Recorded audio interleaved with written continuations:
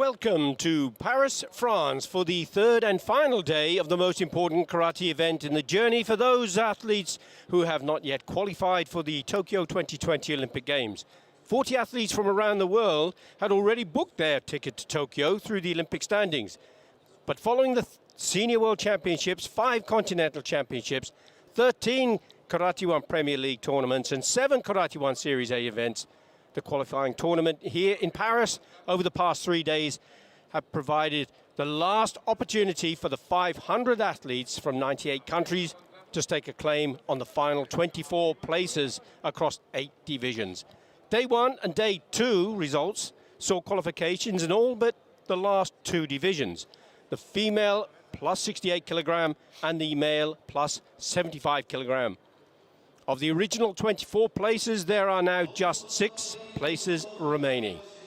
Our program comes to you live from the Stade Pierre de Coubertin, named after the father of the modern Olympics. The program is being broadcast on TV networks around the world and live streamed on Karate World TV. I'm Billy Brennan, and joining me to provide you with commentary for all of the action is former World Karate Champion, member of the WKF Executive Committee and chairman of the WKF Athletes Commission, David Benatello. Welcome, Billy. David. Day 3. Day 3, last day. Absolutely. 6 more places for Tokyo and the heaviest category.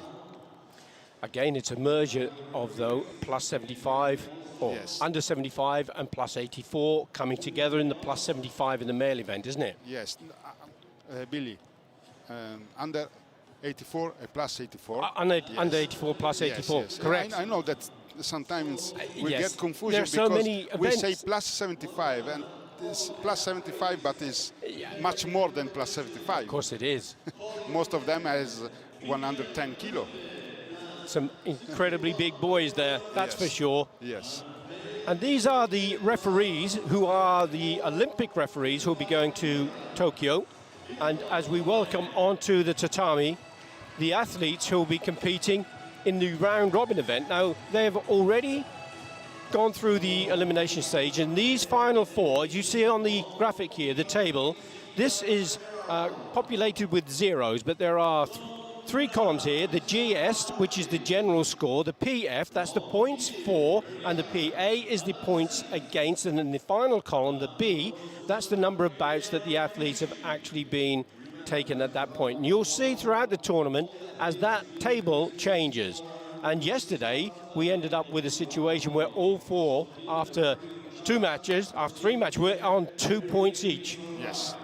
And then, of course, there is a tie-break situation that comes with that.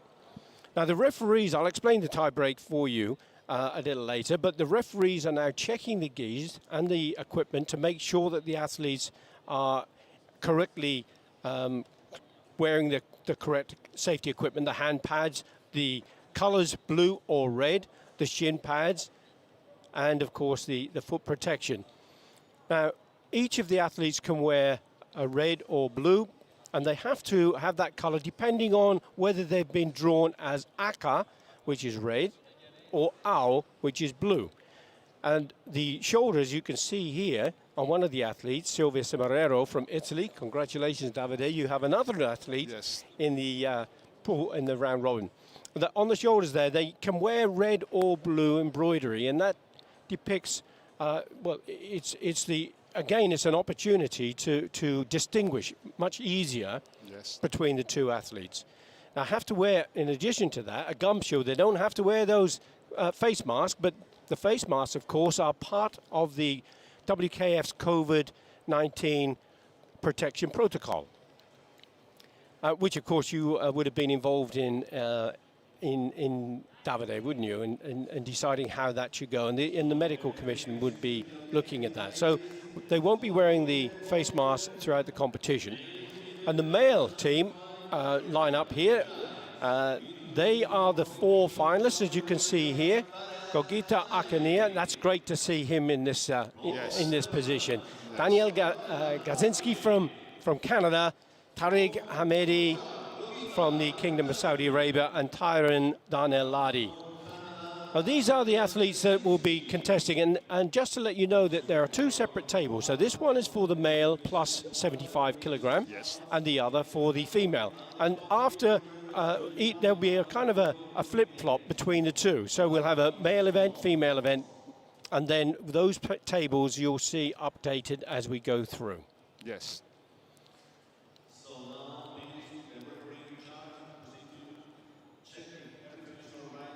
You see here the same procedure is going to be conducted by the referee, and you notice there was some hand protection on the fingers of one of the athletes, and that is allowed if the doctor has accepted it. But the referee can actually, if it's too much padding, in addition to the protective equipment, the referee could ask them to change that.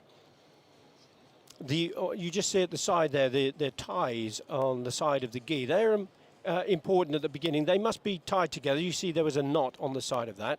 But if they get pulled off, and they can't they, Davide, with the combat, they don't have to change it. But if they didn't have those ties on the gi at the beginning of competition, then they would have to change the gi. Yes, everything has to be right at the beginning. Right at the beginning, for sure.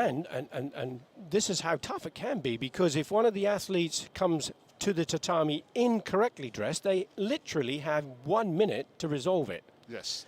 And we have seen that before in competition, not so much at elite level like this, but at national level certainly, where perhaps they may have red shin pads when they should have blue, because they're simply forgotten. Yes. But 1 minute to change it. Yes, because of the tense.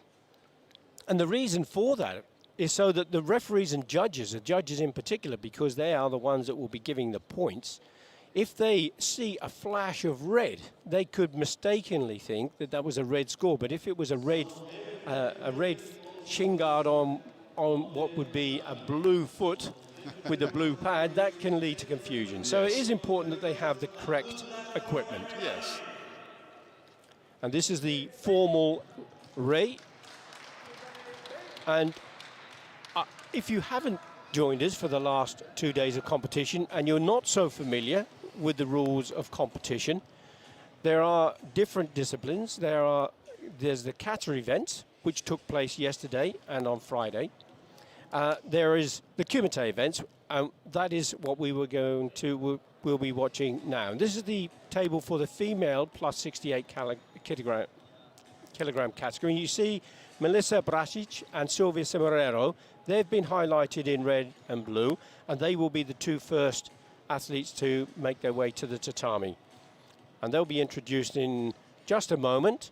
And when they are, they'll come to each of the sides. You see on the center of the tatami, there are two red rectangles. Now, the tatami itself is 8 meters square, and the fighters have to remain within that 8 meter square. Should they step off of their own accord, it would be a category 2 warning. And a category 2 warning would be for jogai, and that's the term used because the language for karate worldwide is Japanese. And here is Silvia Semerero from Italy, and she will be the first athlete to make an entrance to the tatami.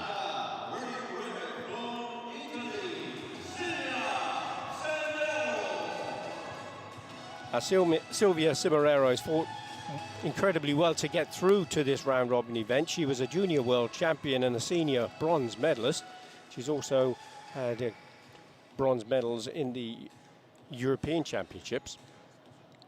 Now, she won't come on to the tatami until she meets her opponent here, and it is Melissa Brasic from Canada. And Melissa hasn't won at world level, but she has had 2 bronze medals in the Pan American Games as a senior, but she's also been a junior Pan American champion. And there are the 5 athletes that had already qualified prior to the qualification tournament here, and I'll tell you as we go through the round just who those athletes are. On the scores, you can see here on the graphic, the match is for 3 minutes, so we're at 2 minutes 46 seconds. And as the athletes score points, you'll see those zeros turn to 1 or 2, whatever it may be. And I'll explain as we go through exactly what those scores will be. This is a category 2 warning, and the reason for that was because she pushed her opponent down to the tatami. And you're not allowed to push or pull or grab or hold with both arms. And Davide, this was your discipline as world champion and team and individual. And when you get to the male event, certainly you would have been in the mix, no doubt, in the days when you were competing. And you're the expert in kumite. Yes. Well, Yaku Jordan. great timing, that wasn't it? Yaku Jordan, right time. In your time, it would have been Ippon. Yes, of course. Yes. Also now, 1 point. 1 point. And you can see in the background the judge with his arm down to the side. And that signifies a Yuko score, a 1 point score.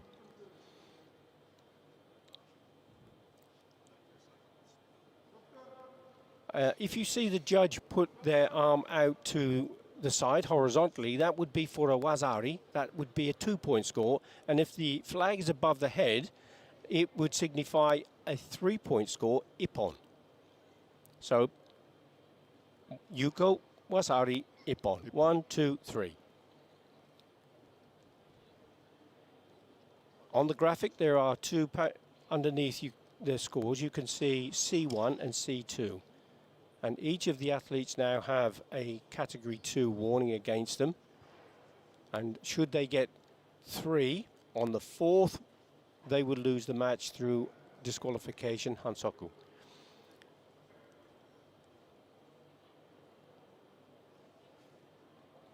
And there with the exchange of punches.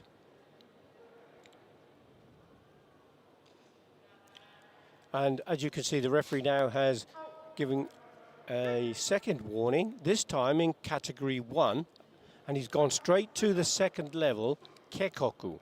So there are 2 orange dots in C1 on the graphic. Yes, Initially C1. he went for C2, and that's been taken away because it was a contact violation. And the 2 do not cross-accumulate.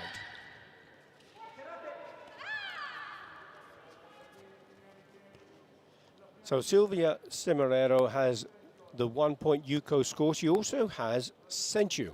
Yes. And Senchu, as you well know, Davide, is kind of replicates the old Shobu Ippon. The first point was decisive, wasn't Yes. it? And if it's unopposed, and as this one was, that Ippon, or that score, would be rewarded because it was unopposed with a Senchu. And that gives an advantage should the match end in a draw. If it were 1-1, whichever of the athletes had that yellow dot alongside their number, their score, that would indicate that they have Senchu, and they would take the win. Very quiet bout without too big risk. Wow, almost. Almost, It was very, very close. Yes. Just to let everyone know also that the coaches, first of all, the judges would indicate scores, but if the coach feels that there was a score, they can request a video review. And they would stand and put the card up, in which case the referee would stop the match, indicate a video review, and I'm sure as we go through the rounds, you'll see exactly what that entails.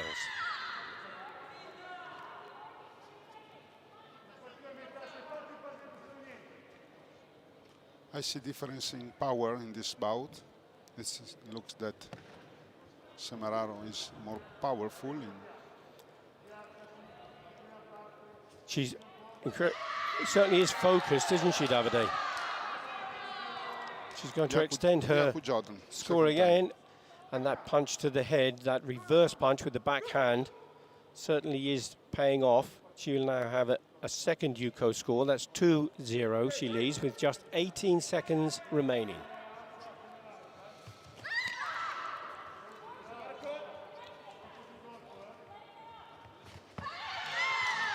Chula Mawashi there from Semeraro. Yes. Now, the other thing that we need to consider is, apart from the win, the points that the athletes and the fighters score is also really important. Yes. And should they end up in a draw, those points will come into play. Oh, Jordanura Mawashi, but she lost her balance on the way. That was very, very close. That would have been a very good call.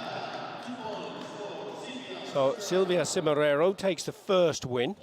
Yes. 2 points to her.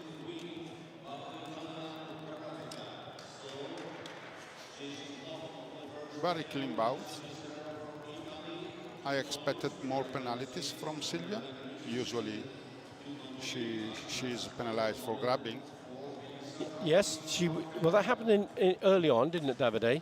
But also the opponent is very clean fighter, so that's why very few penalties. And okay, there was a contact, but we are a fight sport, so of course, yes. Of course, you expect it. Now here's the table, as you see.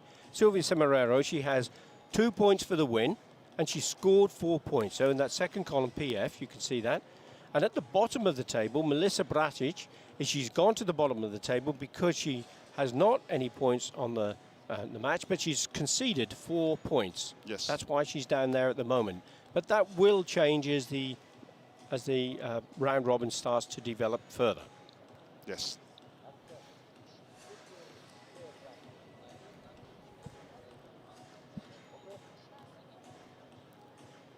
Our second bout in the female plus 68 kilogram category in the Olympic qualification tournament here in Paris is Ferel Abdelaziz of Egypt.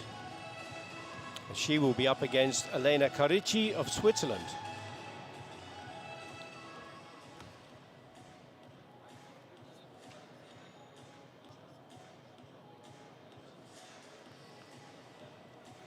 Elena Carici hasn't won at world level, but she has been twice European champion. She's also had a couple of bronze medals as well in the senior European championships. So very experienced.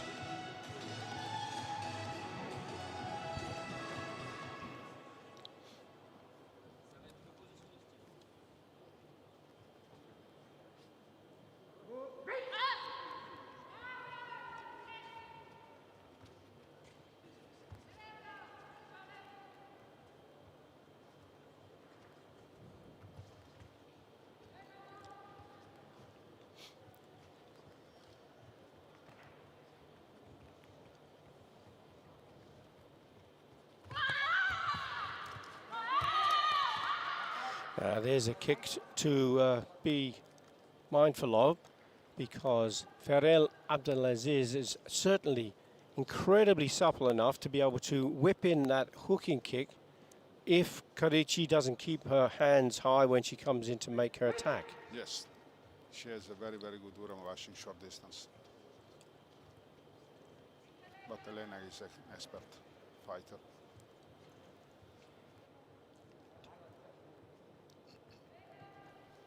Elena is very expert since many years.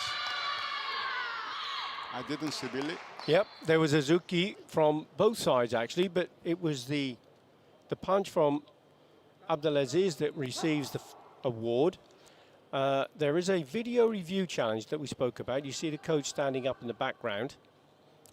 That's the signal that the referee gives to show there's a video, and the assistant referee at the back there puts the fist at the side of the body. That indicates that there's a reverse punch to the body. You see the punch now going in, and the video review team down in the left-hand corner of your screen, Pirkko Heinonen of Finland, maybe and not. Juan Antonio Velasco of Spain. They will make a decision. So it says no. Giuseppe Zaccaro from Italy says no score. So coach has now lost the card. On the screen at the back, you will see alongside that yellow and that white, the white board there and the blue 0, there is no yellow card any longer. So that coach cannot use that for a video review request any further.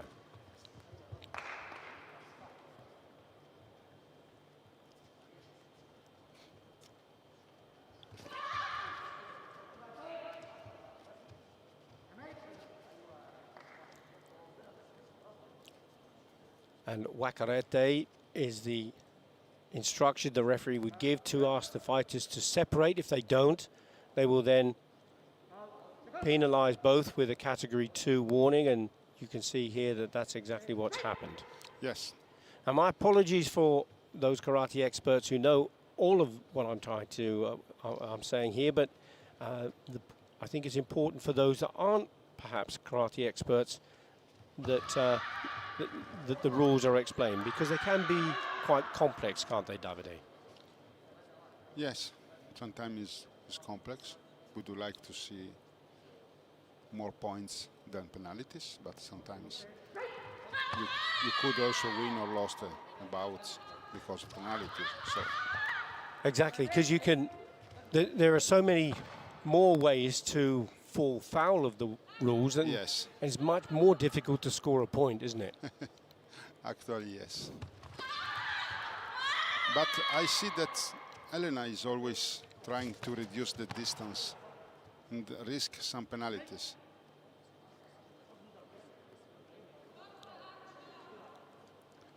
She knows that if she come back from a technique in a clean way, she could have trouble with reverse attack. So that's why she go to the short distance to avoid any. Yes, because of that kicking ability from Yes. Abdelaziz. And there again, she tries that very close.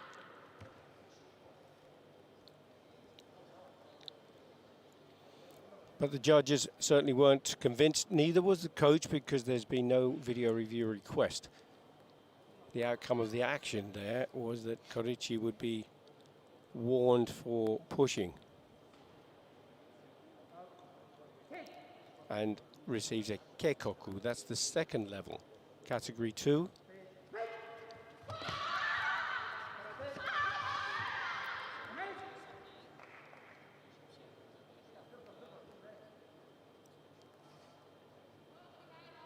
Now this could lead to a contact violation, or though if one of the athletes hits the other too hard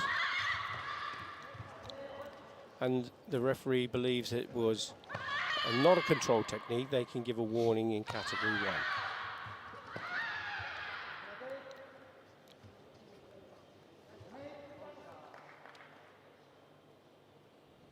I really don't like so much this kind of tactic for make clean points. I think both fighters are struggling to get the right distance, aren't they? Clearly, Korichi is trying to close Abdelaziz down so that she can frustrate her with the kicking ability she obviously has.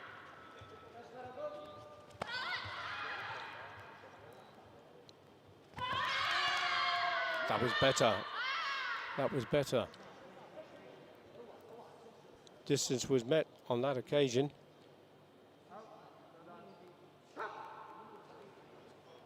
So 1 point she takes from that. She will also have the she will also now level up the score, but the century still remains with Feral Abdelaziz. Wow. 2 flag for blue. Now become difficult, Yes, because Korichi in the lead with just 2 seconds to go. And that is it. She was leading for so long, wasn't she, with that 1 point, but Abdelaziz has succumbed to the tenacity of Elena Korichi, who takes the win. All importantly, she takes the 2 points from the bout. Okay.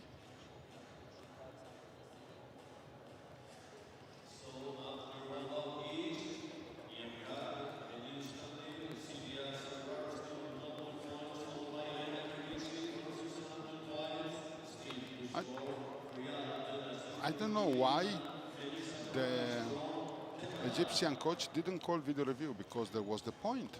It did look good, didn't it? Much more point than Elena. Here's the table. Both of the Elena Carici and Semeraro on 2 points each, but as you can see, Semeraro has 4 points scored against Carici's 1, and no points against Carici's 1. So she is higher in the table because of the scores that she's achieved. Yes. And we have 0 for Canada and Egypt. That's it. But that again could change. And now we are back to the other side of the table, and this is the male plus 75 kilogram. And this bout will be between Tarek Hamidi and Tyrone Ladi Danel of the Netherlands. And here we see the table. Everything is 0. all to play for. No points on the board just yet. So we just begin our long trip. Exactly. And this is Tarek Hamidi, Kingdom of Saudi Arabia.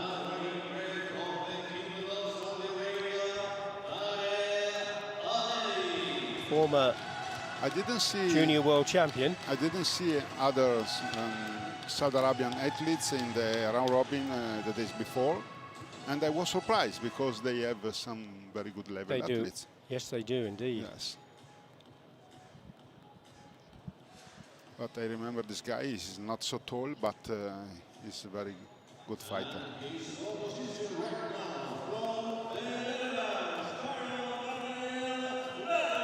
Tyron Danel Ladi from the Netherlands. He has been a really active fighter on the scene for several years now, but he hasn't been successful at world or continental level. No.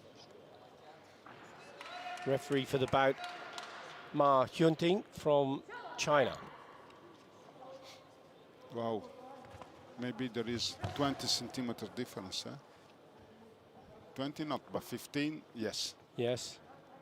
But both of them are big and would normally be in the plus 84 category, wouldn't they?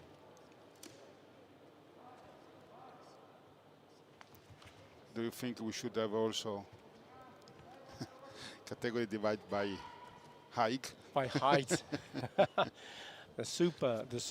Well, in some disciplines they have the super heavyweights, don't yes, they? Super heavyweight, yes. In some sports.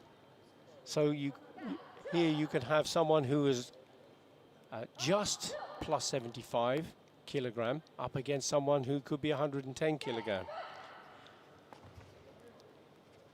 And that can be seen in Team Kumite, although Team Kumite is not part of the Olympic program.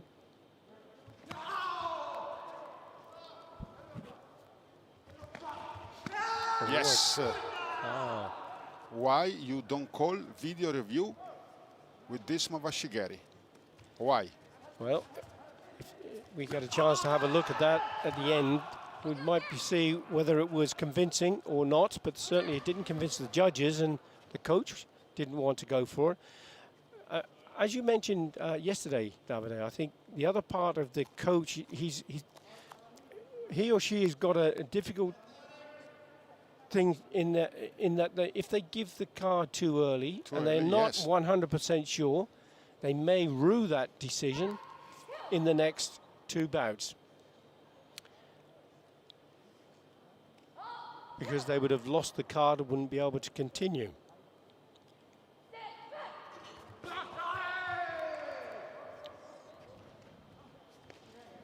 This penalty was unnecessary.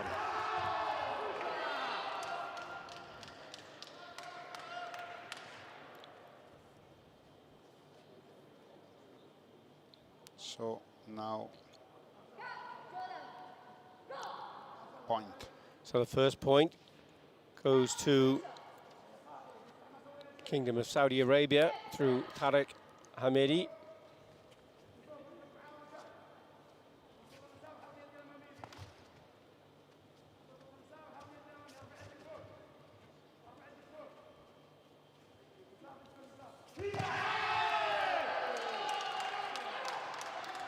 I didn't see technique very clear.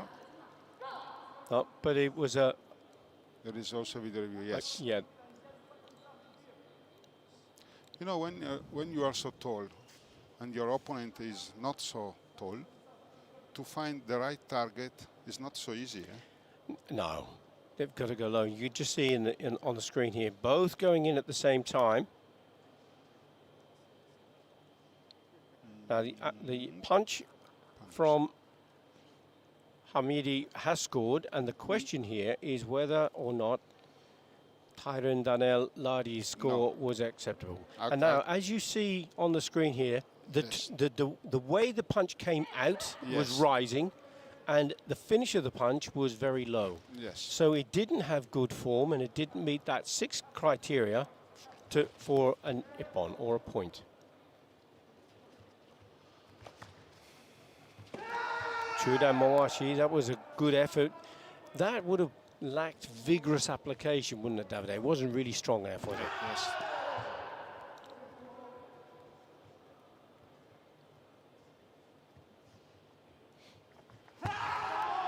This was yes, he was using that longer reach that he has. Yes, long arm. And Ladi now gets himself on the scoreboard with a Yuko. He still trails by 1 Yuko and the Senchu advantage held by Hamadi.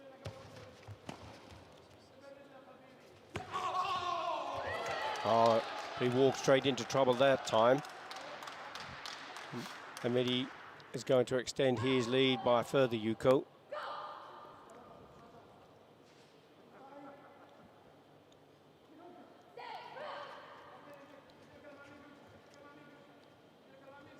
Into the last 40 seconds.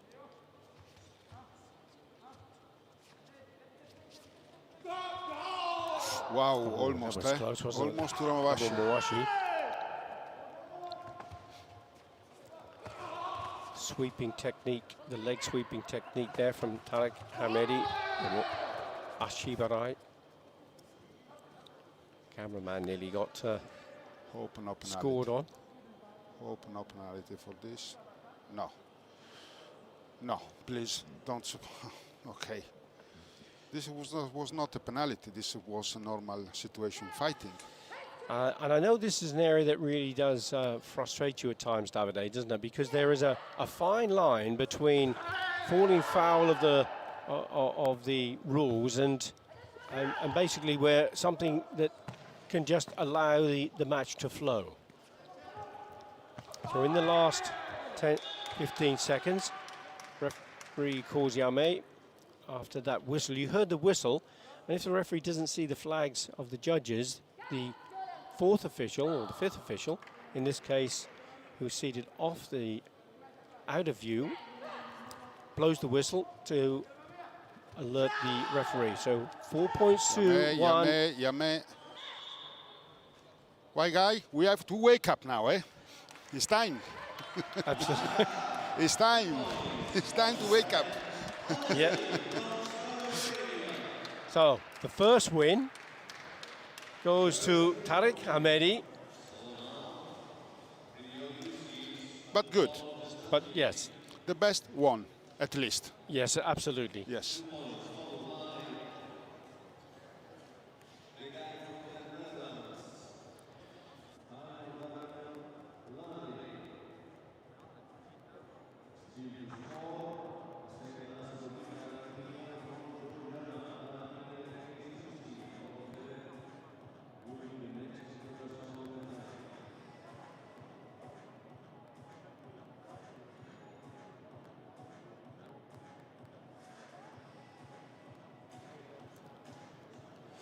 So here's the table now. After one bout each, you can see at the top, Tariq Hamedi has now gone on to the top of the table. He's got 2 points, 4 points in favour, 1 against.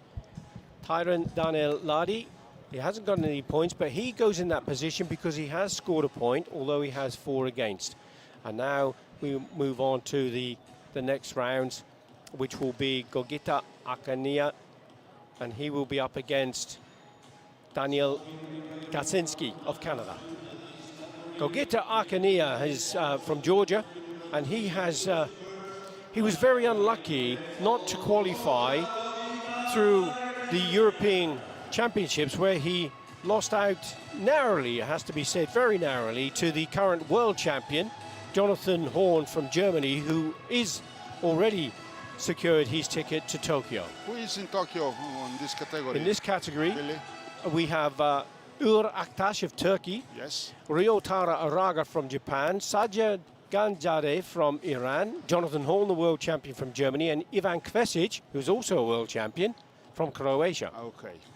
So And that is the current situation, and that of course will change as the top three in this round robin event will also join those athletes.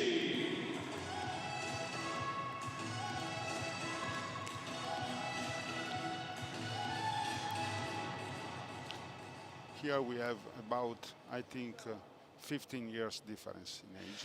Well, certainly Gogeta Akania is becoming toward the end, I have to say, of his career, but his ability to compete at this level is still phenomenal. Yes. It's unusual to have a fighter who is staying in the sport and continuing to have the ambition that Gogeta has.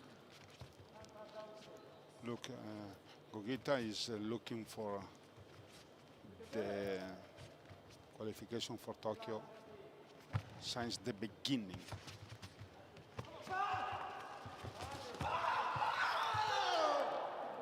And it didn't quite come off on that occasion, but that is certainly a technique to watch for, because he's exceptionally good at takedowns. He missed some good opportunity as the World Championship to get point for the Olympic standing. Yes. And that's why he's here, otherwise he should be already qualified. And those athletes that I mentioned that have qualified, they have done so because of the Olympic standing. They're at the top of the tree, and they would have amassed the most Olympic points throughout all of the competitions that I referred to in the opening of the program.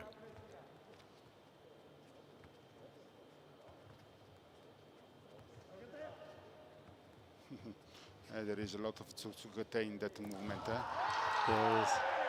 There is a lot of Tsutsukete in only one little movement of those two athletes. Okay, Yuko So the first point and Sancho.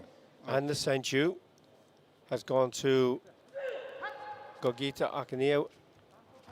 He has been a world and bronze medalist. He was a world champion in 2014.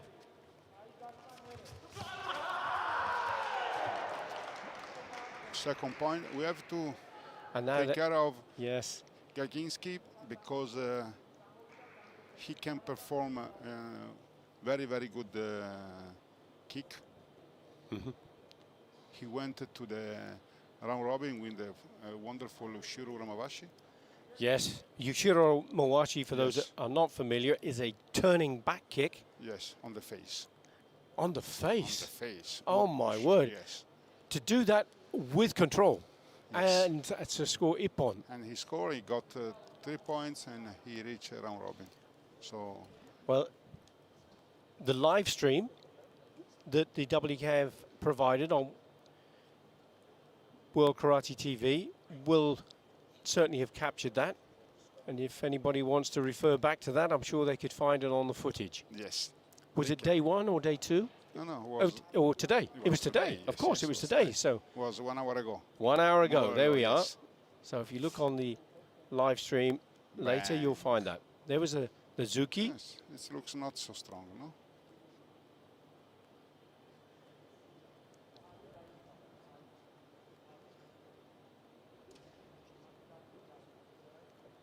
So there are a number of things that can happen with this.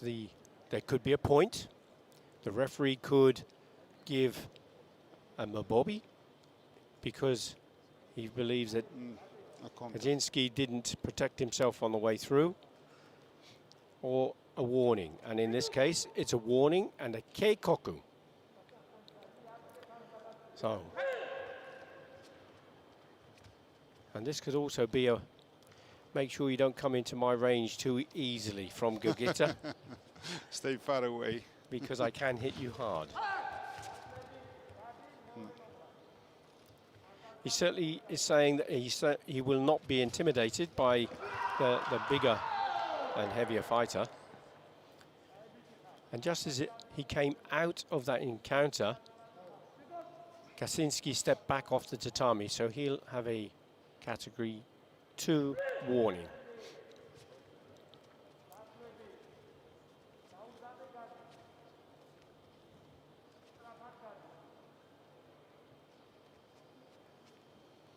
Coming into the last minute, it's still Gogita Akania of Georgia leading 1-0. He has the Senchu. It is a shame, isn't it, Davide, that we can't have an audience in the stadium. Yes. Because of this dreadful COVID-19 pandemic. But it is necessary because, as you see, all of the officials are having to wear their face masks. All of the athletes, all of the officials, everybody associated with the event have been kept in a bubble here in Paris for the duration of the event. Everyone has had to have PCR tests, antigen tests. We've had so many, haven't we, Davide? Yes. But it is unfortunately necessary at this particular time. We have to keep these athletes safe so that they can realize their dream in Tokyo in just 49 days now.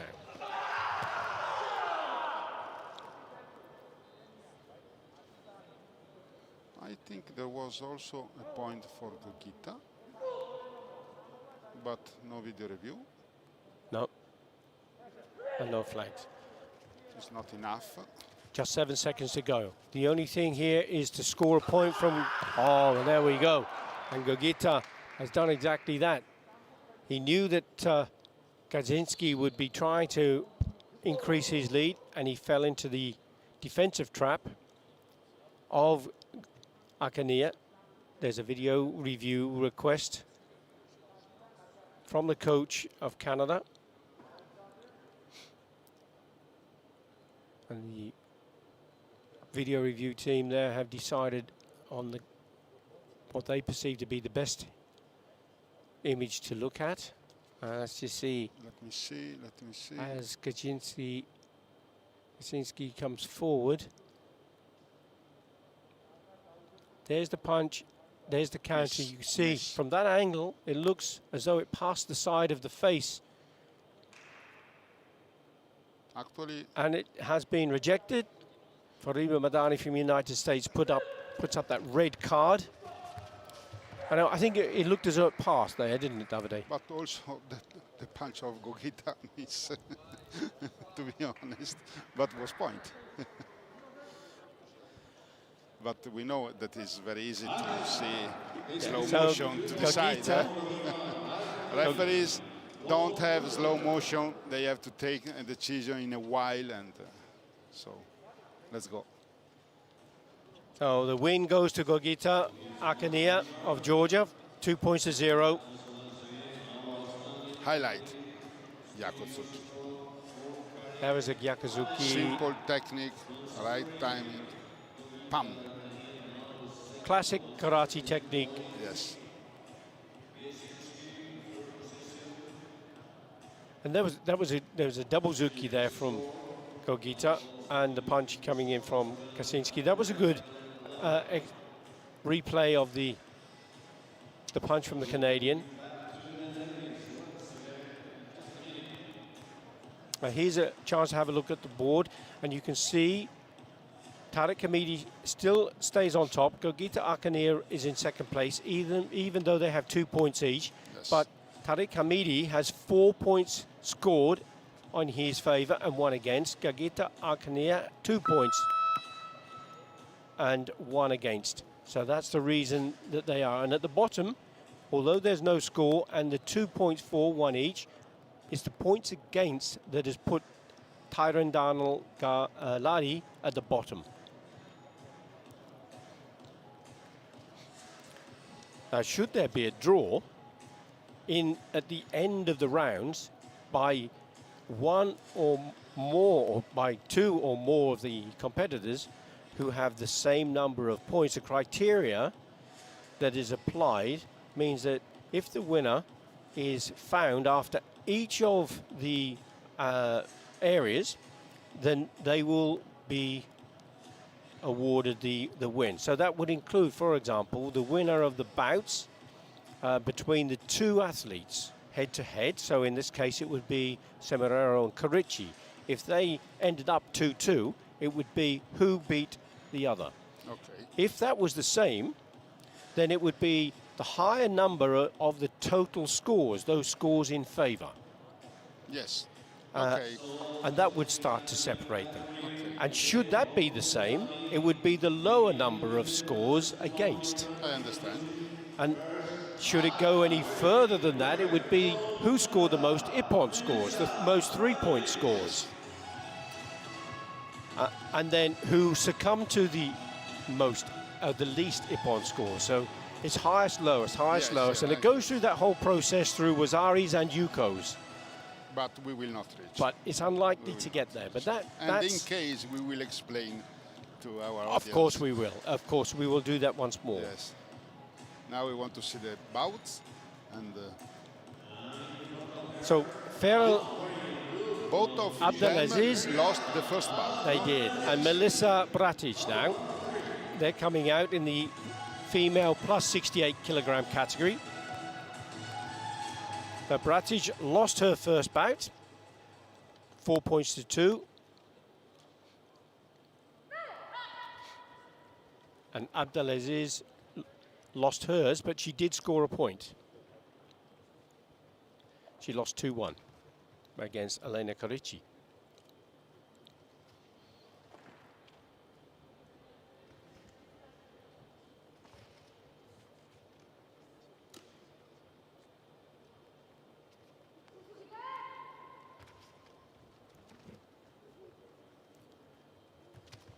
Now, both of these know that because they have each lost a bout, if one of them can win, it puts them right back into the mix of the leaders in the round robin.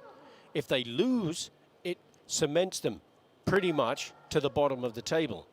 So this is a really important bout for both of these athletes who have so far lost their first round.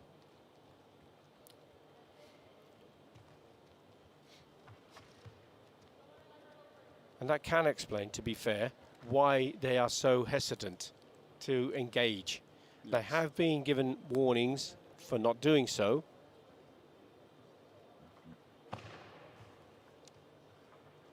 By the referee from Sweden, Francesca Marquez Aru.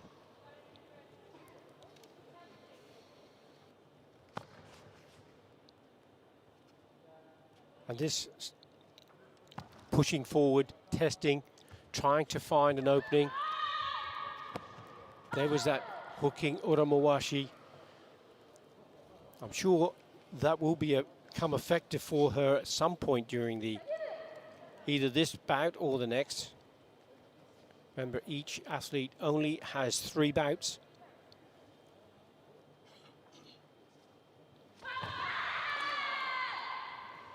Short. That Joran Gyakazuki there from Abdelaziz certainly did get the support of the judges, so she'll be relieved to have that. She'll also have the Senchu advantage to go with it, so there's the yellow dot. That puts more pressure on Bratic. She will now be sitting on the bottom of the table if she's going to lose. There's that Uramewashi again.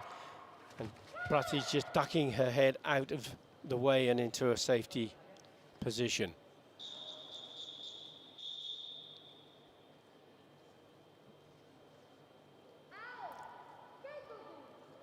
Al has been penalised, and there's a video review request from the coach of Bratic, and it's for a Joran kick. That's the kick. Wow. Maybe Joran Uramewashi. Now, Let me whether see. it came in Maybe or whether yes. it was on the top of the shoulder. No, it was on the head, I think. Let's see. There's the punch. That's the kick. Rules say that. So it is possible to score on the neck, and it is possible to score on the head, but it isn't possible to score on the shoulder. The shoulder was not on the shoulder. Maybe it was on the neck, or was on the face. And it's, to be honest, it's difficult to see conclusively from that position. But the referees would have looked at the others, and they have said no, it isn't. So it's perhaps that they felt that it wasn't. It was a difficult decision for the panel to make, Yes. and it's such an important one. Remembering that there are 6 criteria that must be met, and they have to be absolutely clear that all 6 criteria were present.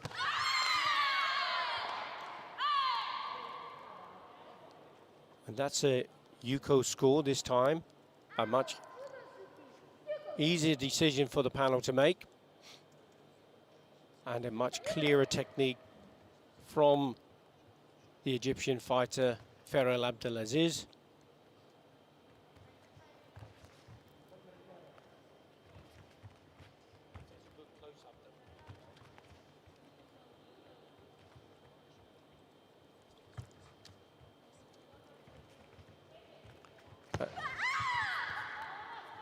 This time, Abdelaziz tries to feint with the heel kick and put in a mawashi, but it didn't work. And there is the kick again, that same attempt from Bratic.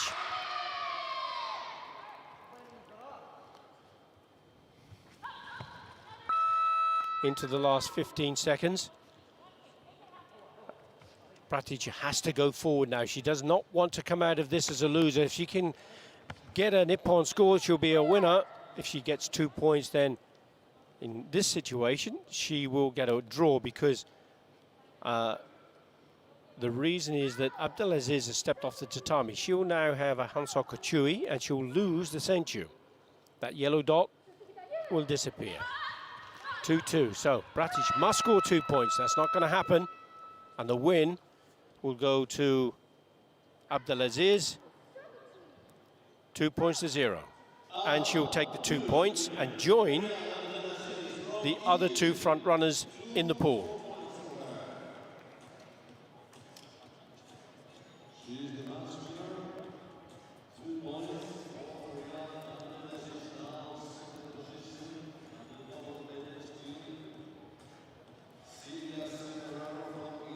Now let's have a look, see if there's an opportunity in the replay. There may be, of that kick that we were talking about, and the video review occurred. And that's the kick. There was the counter. That's the kick. You could see the whole of the foot come past. Yes. In that image, you could see the whole of the foot pass the head of Abdelaziz. And that's probably why it didn't receive the score. And it just shows you, doesn't it, Davide? It's all about angles. Yes. Sometimes. And yes. here is the table now. You can see 3 of the athletes now, 3 of the fighters on 2 points apiece. Bratic is at the bottom. We got Semerero with 2 points. She scored 4-0 against. Ferrell Abdelaziz, 2 points. Now she's leapfrogged Elena Carici because she scored more points, 3-2 against 2-1. And remember, it's the points 4 that count first. Yes. Another chance to see Elena Carici in action. And she is up against Silvia Semerero. So this is an important one, isn't it, Davide? Because it's going to start to see who comes closer to the top. If they can get a draw, at least a draw, they could see their ticket to Tokyo looking very, very promising, couldn't they? No, in my opinion, not for Elena, because the last bout will be with the Canadian girl, and will be a real bout. That would be really good. Yes. So we will see this bout. gathering her thoughts. I don't think that they are looking for a draw. I don't think.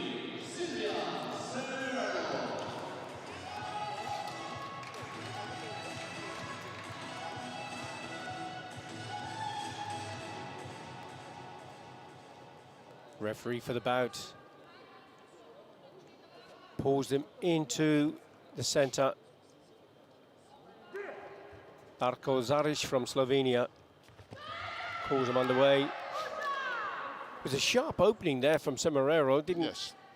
It was off the front leg. It's difficult to get that velocity in the technique from the front leg, but it can be done, of course. But also not at the beginning of the bout immediately, because Silvia has a bad memory about penalties. She was disqualified for the bronze medal in 2016 in Linz. Yes. Because of passivity, and that was a bad experience for an athlete for a medal. But a huge learning curve. Yes. She's never succumbed to that problem ever since, that's for sure. But you're right, it was just after karate was recognized as an Olympic sport. In fact, it was the first medal bout after karate had been. Yes. I remember commentating on it and saying, welcome to Olympic karate. And then it was a passivity, Jogai, Hansoku. Not the best match to start the Olympic career for the sport, but that was very close, wasn't it? There's no flags, and the coach didn't feel it was in. Now Korichi, her coach, has lost the card because he called a video review earlier, and he can't have the card back. So Silvia Semerero is leading with the advantage from Senchu that she got with that first unopposed score.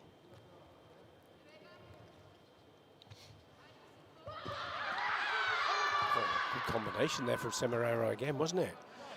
But she's giving the distance. Yes. She's giving the distance. But I think in this situation, she was thinking about the kick rather than the punch. Yes, yes. And because of that, it was where Korichi was able to get in and now has the advantage. She's 2 points to 1 up. Yes, this is point, huh? In my opinion, is point. But no video review calling. Okay, let's go. And the coach didn't feel that it was confident enough to call that. Yes.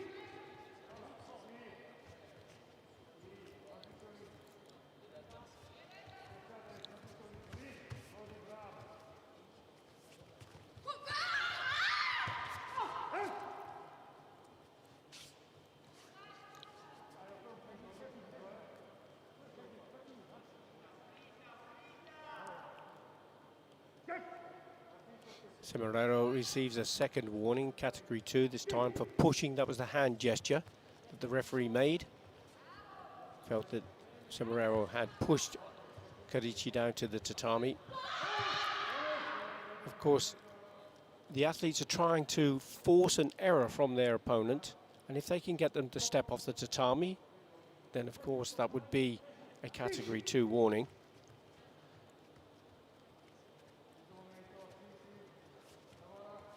Coming into the last minute of the bout, still Korichi leading 2 points to 1.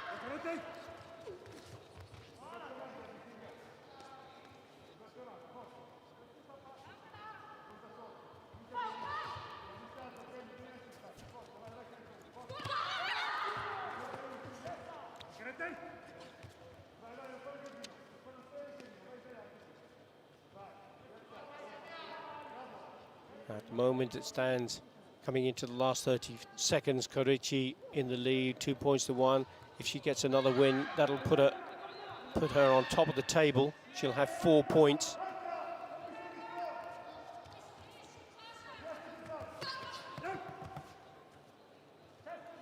Semerero had a win in the first round, so she's still sitting in there, even if she were to lose this.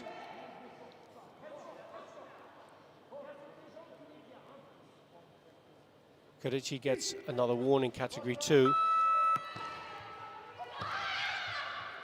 Punch was nearly there. Now Karichi is obviously frustrating Semerero, and the referee has indicated that it was a time-wasting tactic, and by holding on, he's given her a Hansokachu. She can't full foul anymore. Semerero putting her under more pressure. There's that Chuda Mawashi from Semerero. The roundhouse kick to the back. She's going to get herself a warning. Now, she will lose the Senchu as a result of this because we're in the last 15 seconds, and you'll see that yellow dot disappear from the screen. She has to score at least one more point to get a draw, and they would have 1 point each, but she doesn't. And the win goes to Elena Karici of Switzerland. Oh, hang on. That's just before that happens, there is a video review challenge or request from the coach. And if this is successful, it's for a head kick or a high kick. Now, if this is successful, it would completely reverse that situation. Sure, very difficult, I think. Very difficult at this point.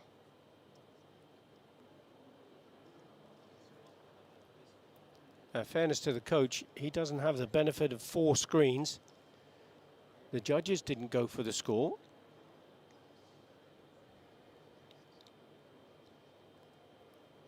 And this again is a very important call for the video review team.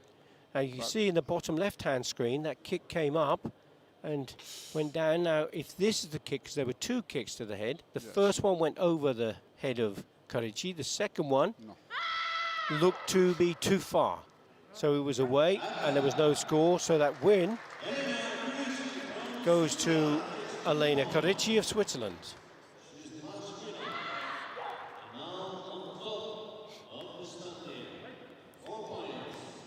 So she has now amassed 4 points, so she's clearly in the front runner, and she only has one more match to go. So it's safe to say that she's on her way to Tokyo with 2 wins. Elena Karici, she has 4 points now. Okay.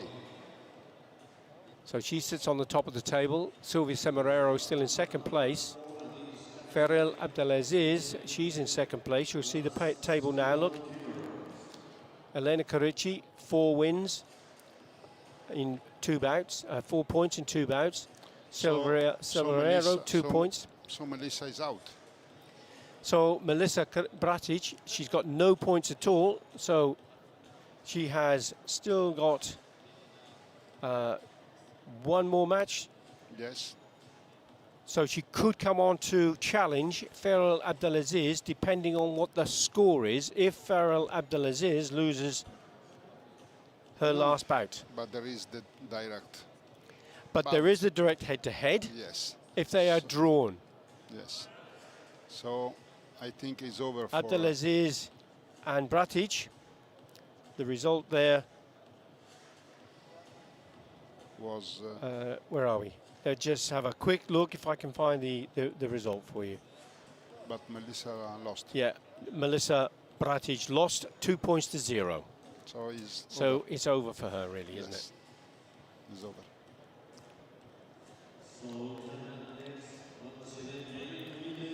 So we are now on to the male plus 75 kilogram category once more. Tyron Daniel Ladi from the Netherlands.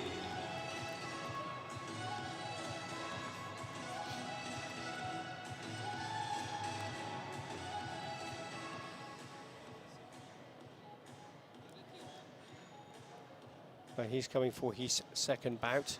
He lost the first one 4-1 to Tarek Hamedi. And he's up against Gogita Akania of Georgia. He won his first match against Daniel Kaczynski of Canada. And he has 2 points on the table.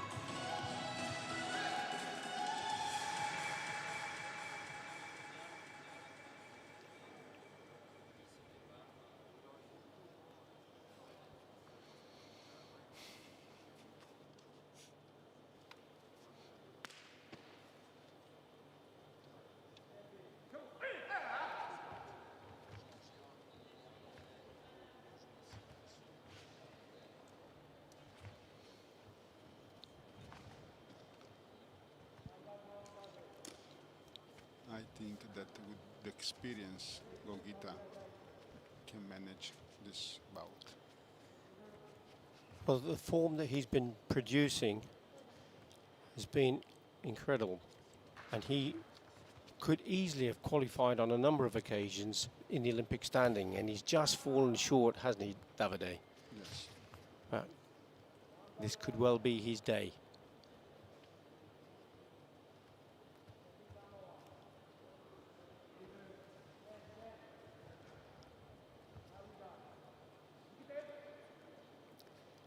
The referee calls Sukate, and he's given them quite a lot of opportunity to score, but it's now a warning, passivity. Referee Guido Abdullah from Guatemala.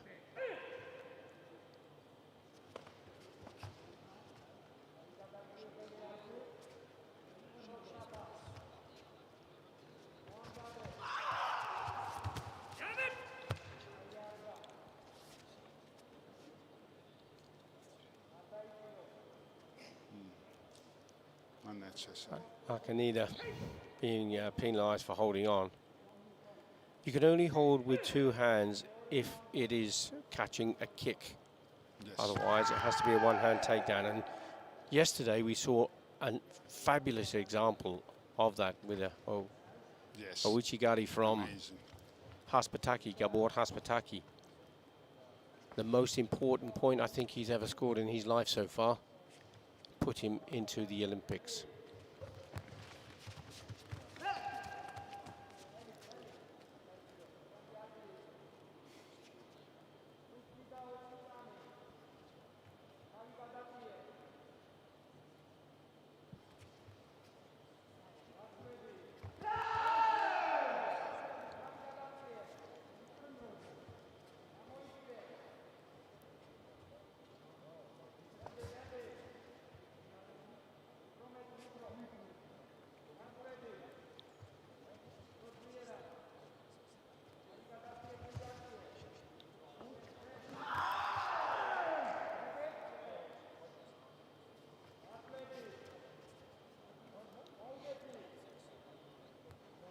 I think at this moment that Gogita is looking for a draw.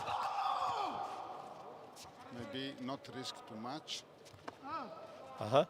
Because if he gets a draw from this, He's qualified. I think he's qualified. but he will have 3 points.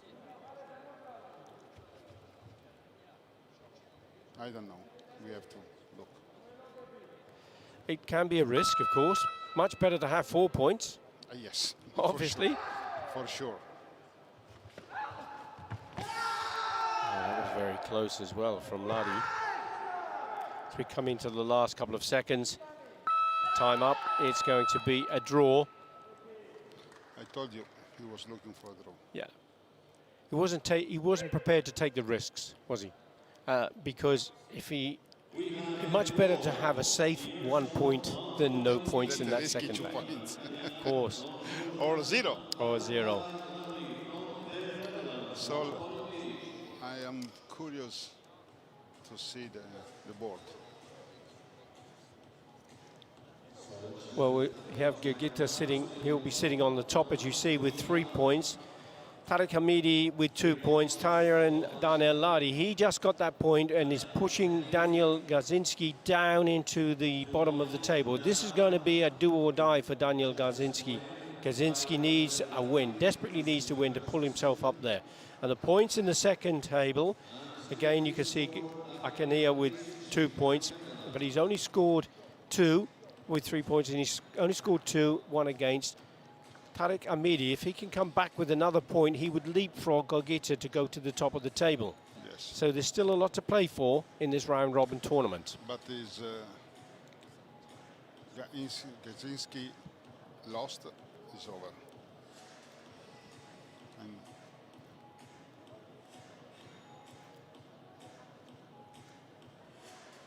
it's over for Gogita, that is qualified. Not for the bottom now. Yes, I'm sorry. So this is a really, really important match for Gazinski from Canada. Yes, look, but the next one is the most important match. Yes.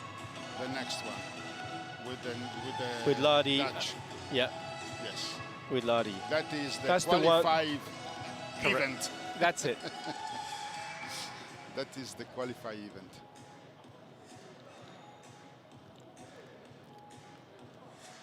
So this is Tariq Hamidi from the Kingdom of Saudi Arabia.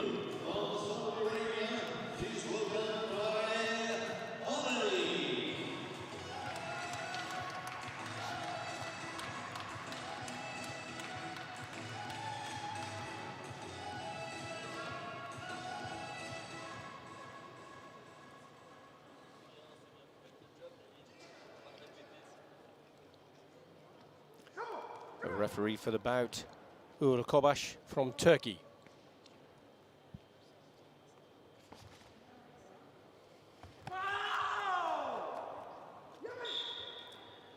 Mawashigari, That front Mawashi, leg. front leg, exactly. But this time it met the criteria for Target. Ippon and it met the target. So And that was a quick off the mark in just 9 seconds. yes. No, 2 point score. 11 11 actually, second. but, Yeah. but too early, eh? Yes. Too early Yeah. to- Yeah. Actually, that was. So it's 2 points. He leads now with the Senchu advantage.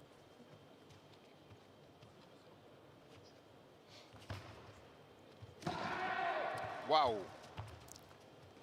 Acrobat karate. Nice. It's almost Kataguruma.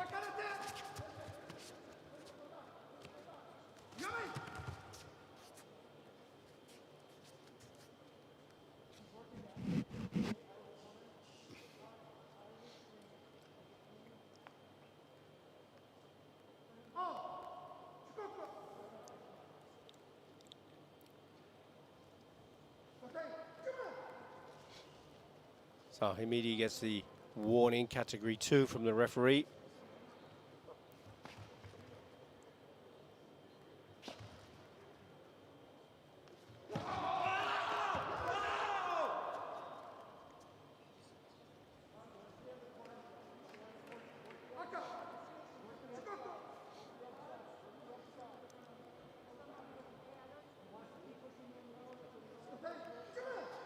So in that situation, 2 of the referees gave a point for red. Two of the judges gave a point for red.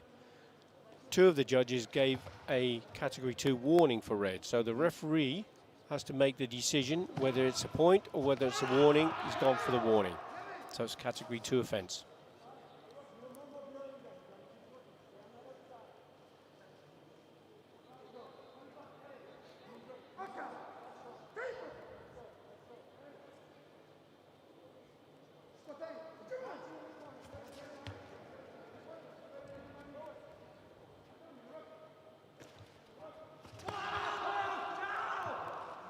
Punches flying in from all angles there between the 2 athletes.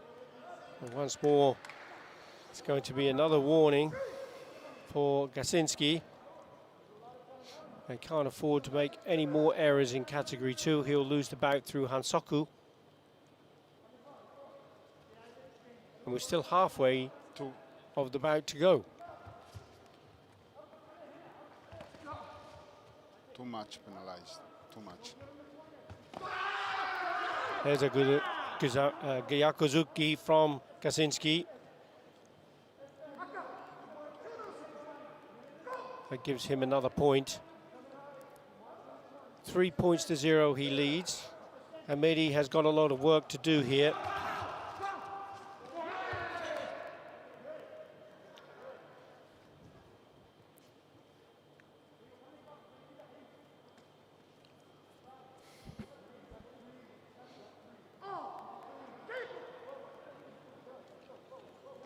Powers on second level. Let them fight. Let them fight.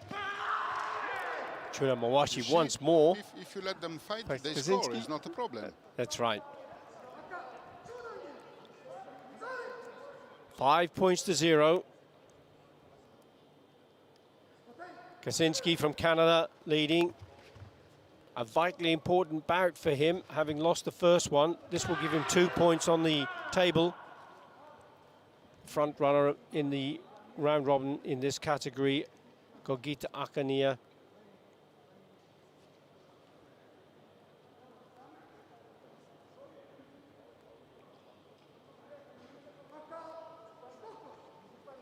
Now this is the category 1, and the categories don't cross-accumulate, so although there are 4 orange dots, 3 are in C2 and 1 is in C1. Now this is a vitally important point for Tarek Hamidi. He gets himself back on the score, on the board. He's still got 1 minute to go, and that's quite a long time, so it would be a mistake for Daniel Gasinski to think he's home and dry. Because 1 Ippon score, 3 points will make huge difference here. And then he would be in striking position to take that lead away from Daniel Gasinski. And Gasinski, no doubt, using this opportunity to have a little think about how he's going to make it. He came straight off the line there. Clever tactic. Slowed down, just casually putting his hand pad on, and then when the referee said Hajime, he just flew straight in there with the attack, didn't he, Davide? It was quite a clever little tactic to use. So he decided that it's better to score than exactly to be penalized. Exactly. Correct. Yes. And the best way to win a bout is to score points. Yes, yes, without any doubt. And it is a successful challenge from the coach of Tarek Hamidi.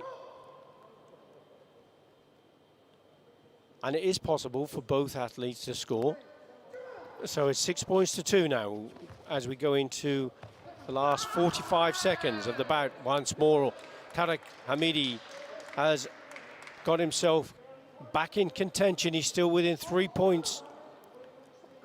If he can take 3 points and force an error to see Daniel Gasinski cannot afford another Jogai to lose Senchu, that wouldn't mean anything. He would lose the match for Hansoku. Yes.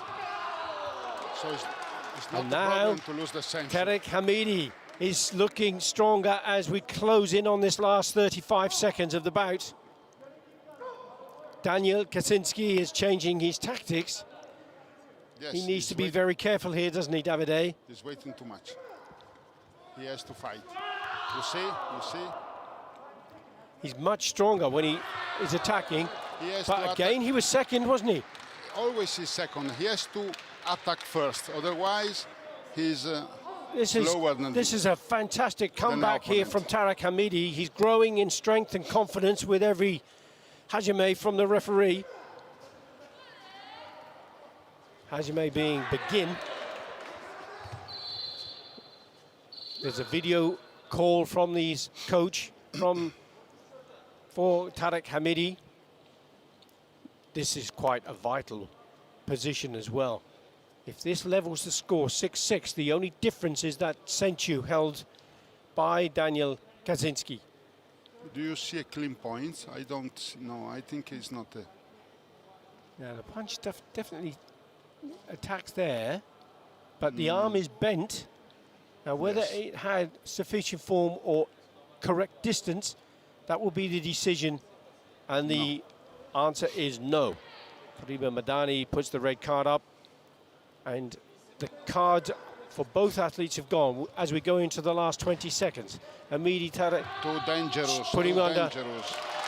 Puts in that side kick, and there are the two flags. Look at the way this has turned around now. He's going to get a Wazari. That puts him above the score of Daniel Gasinski. Daniel Gasinski was thinking he was home and dry, and he changed his tactics. Now he's come back again in the last 14 seconds. He has to score if he wants to go to Tokyo for the Olympics. Daniel Gasinski has got it all to do. Tarek Hamidi still fights him off into the last 4 seconds. And it's all to go. And there it is, another fantastic kick. Great defensive kick. Wow. Now, Daniel Gazinski's holding, it looks to be as though he's holding his groin area. Now the judges had put their flags out for a Wazari score. The referee is doing the standing count of 10 because Daniel Gazinski's torso, his body was on the floor, on the mat. Now the whole question here is whether it was a technique that was so strong that it deserved a warning or a penalty for contact, or whether indeed it was a good kick. And it certainly stopped him dead in his track, because Daniel Gazinski either, we see the flags are still out. The referee is now going to make a decision on whether it was a contact or a point. And he gives the score 9 points to 6 as the clock struck down to 0, and the win, what a brilliant win, it has to be said, from Tariq Hamidi, coming back from 6 points to 1 down to win that bout against Daniel Gazinski of Canada. Now Daniel Gazinski must be kicking himself, thinking that he was there. Look, he has the last possibility in the last bout. But look at the points. Now, Daniel Hamidi has 9 points now. Yes. I know, and it's the head-to-head, of course, the head-to-head. And we still have Tariq Hamidi now shot straight to the top of the table. He's now got 4 points. He leapfrogs Gogita Akania. So the next bout will be from Tyrone and Daniel, Netherlands, Canada, the most important bout in their life for the moment. It will indeed. Because one of them will go to Tokyo. Exactly. So, stay tuned. But he changed tactic. He decided to wait, and he was every time late. He was second. He was second each time, and that's where he rushed in to try to. And to be fair, what's happening? We're seeing more and more of this Chudan defensive side kick. There was 0.1 on the clock. Here, look, we see now Tariq Hamidi with 4 scores in the GS column here, 4 points, but he has 13 points in favor. Gogita Kania, 3 points. Tyron Daniel Ladi, 1 point. And sitting at the bottom now is Daniel Gazinski, even though he was leading with 6 points. So it's all going to be down to Gazinski's last match, and if he can get 2 points, he would leapfrog Tyron Daniel Ladi. Yes. So this is going to be a do or die for Ladi and for Gazinski. Yes, yes. The winner of that bout goes to Tokyo. Ticket to run. Wow. But in the meantime, we're back to the female Kumite plus 61 kilogram category. You see at the top of the table, Elena Carici, Silvia Cimarero from Italy, sharing 2 points with Farrell Abdelaziz, but because of the 5 points for and the I nearly said goal advantage, but it isn't, it's the points advantage. Yes. I was nearly commentating on football there, sorry. Melissa Bratic is still sitting on the bottom of the table. Yes.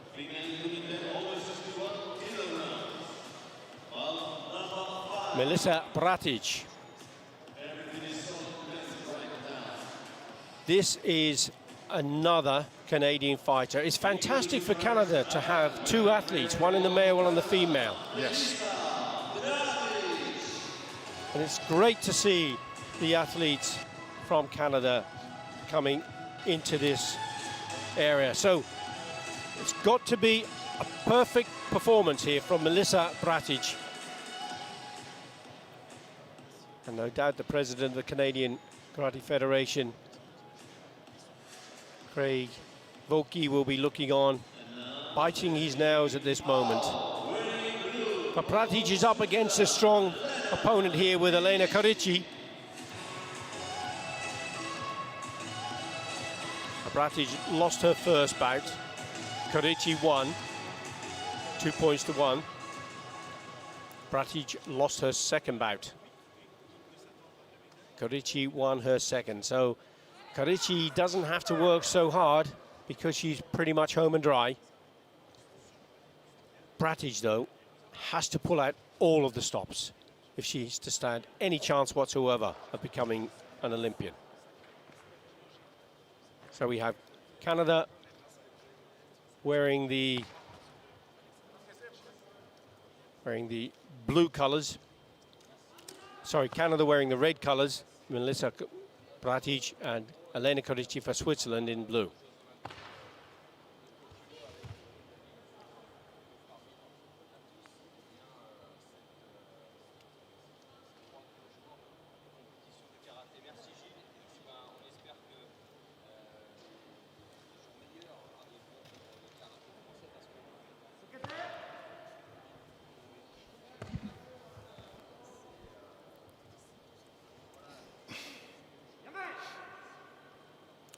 The referee, Eloise Wisbeck from Austria, invokes category 2 warnings for passivity.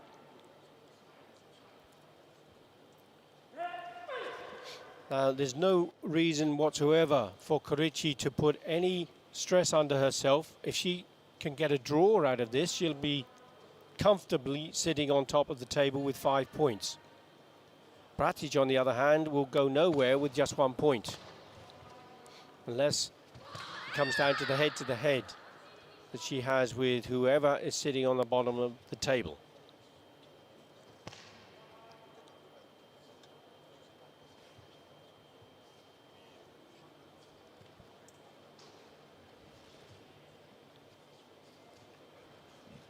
They have nothing to lose. I don't know why they don't open the fight. But Elena Korici has no reason to have to win. I understand. She just doesn't want to lose. And of course, she's the other part of the play here is Korici is so strong and so fast. She could be lulling her opponent into a false sense of security, yes, as she has just done there, and then sprung the trap to score the point. Yes. So it's Korici 1 point and the Senchu. Now that piles immense pressure on Melissa Bratic. She has 1 minute left to try and claw something out of this to keep her Olympic dream alive.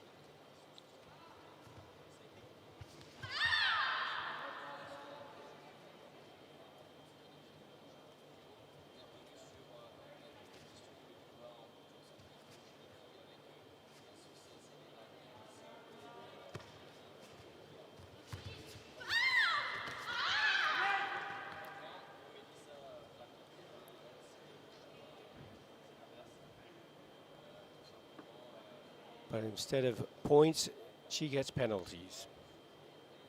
For stepping off the tatami, a Jogai warning, and another category 2 against her.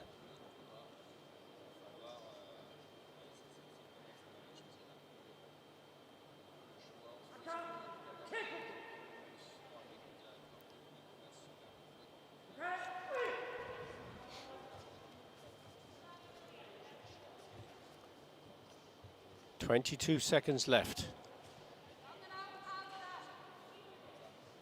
Bratic must do something. She needs at least 2 points as it stands if she wants to beat Korici. But instead, she spins about and steps off the tatami and receive now another category 2 warning. Wow. This ponytail is not working, eh? No. Not at all. Not at all. Korici's being penalized for time wasting by the referee. She loses the Senchu with 5 seconds. Oh, that was very close from Bratic there. But she's lost it, and Korici screams out with joy because she knows that that's her place secured with 6 points now for those wins.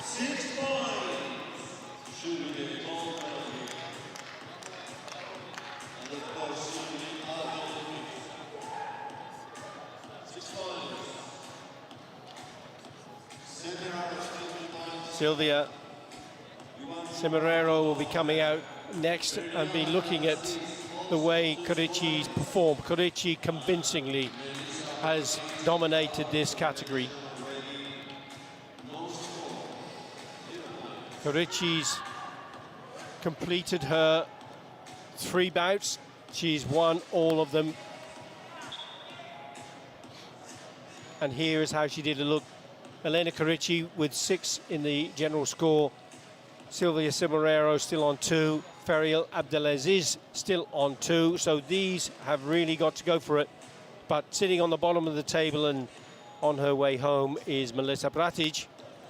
But the other two, Silvia Cimarero and Abdelaziz, they will be looking to hopefully take the silver medal position in this tournament, because there is a gold, silver and bronze medal at stake in the qualification tournament.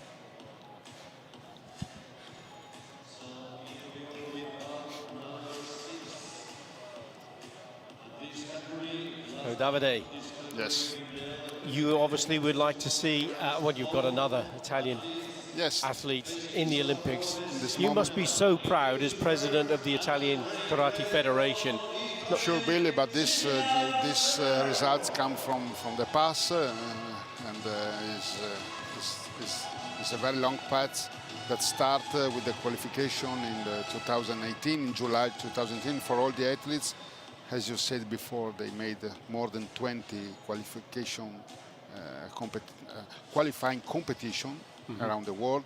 So some of them were under stress for a period, some of them underperformed for a period, and but the athletes understand that they have the possibility to make a step in the Olympics, and they change mentality. And now we have 5 qualified athletes, but I'm looking for all the other today, more than 60 qualified athletes. Yes. And tomorrow we are going to meet to see the continental peak, how it's going to When work. you say we, that's the World Karate Federation. Yes, the World Karate Federation is going to meet to pick the athletes from the continental representation, and we will have some good surprise for sure.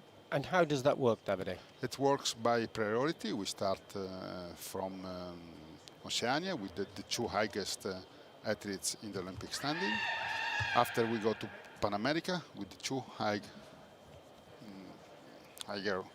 athletes. After we go to Africa, then we go to Asia, and then we go to Europe.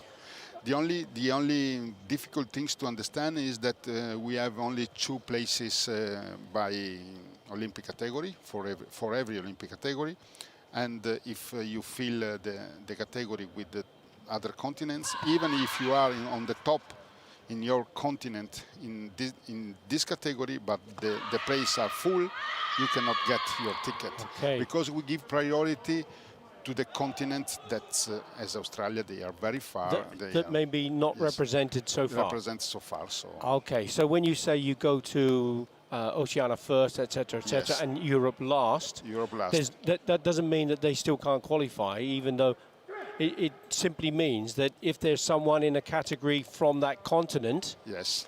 then that's the deciding factor. Yes. Yes. Wow. So that way the Olympics will be representing all continents. For sure, because till this moment we don't have any Oceanian qualified athletes, so we are going to take the 2 best that actually are very good athletes in any case, but they miss the opportunity to qualify, and they will have the ticket for Tokyo, and so on for the other continents, and so 12 places will be a point in this case. So if Like this. so if viewers were to look at the Olympic standing now Yes. for those continents, they will be able to see who those Yes. athletes are. But they know, eh? And the athletes yes. know, and they're probably jumping for joy Yes, yes. at yes. this stage. For sure, the Australian and sorry, not the Australian, but the Oceanian know that they will be Right. in the Olympics. After maybe some Pan American understand that they are almost in, but everything could change after every category. So I will wait till the next bout over 75 kilogram category to close the Olympic standing. Yes. Because every single medal, every single ticket for Tokyo could change this ranking. Of course. So we have to wait. Wow. And I think it is fair to say that karate has succumbed to one of the most complicated, and not necessarily complicated, but certainly one of the most difficult pathways to Tokyo and the Olympics. Yes. With only 10 categories. Yes. It's just compared to other sports that they have the fortune, the luck to have more bigger group in the category, and we ask to the athletes a very long path to qualify, but they did, and we know that we have the best athletes in Tokyo. This is for sure. Well, if we could have 15, we would have the top 15. So the video review. Thank you very much indeed, Davide, for that comprehensive explanation of the selection process. That's really helpful. Here is a video review. There's that Uramewashi coming in. It's gone over the shoulder of Semeraro, who's leading the score, but it hasn't passed. Because Semeraro got her arm up high, it didn't allow the kick to meet its target. So no more cards for either of them. And it's Semeraro leading 3-0 with just 5 seconds still to go. She's going to be penalised for pushing. Now, if she loses the senchu, as she does from Robert Hamara, the referee from Norway, if that Ippon score can be achieved from her opponent here, but it won't from Ferrol Abdelaziz. She has lost the bout. Congratulations. Yep, both of them, they are both qualified for Tokyo, but they deserve. And this match would determine the outcome of who was going to finish in top, in second or third place. So the table is, we will have in a few moments. There's just a chance to celebrate there and have a look at the highlights. That was the Jordan Uramewashi. Fantastic Uramewashi there. But now the most important bout for Gadzinski and... Yes, indeed, it will be. Wow, that was a brilliant Uramewashi heel kick. As she came in, look at the height of the knee lift and the leg coming up, hooking back onto the back of the head. Now that momentum of Abdelaziz pushed over Semeraro, so that's not the issue. That doesn't matter.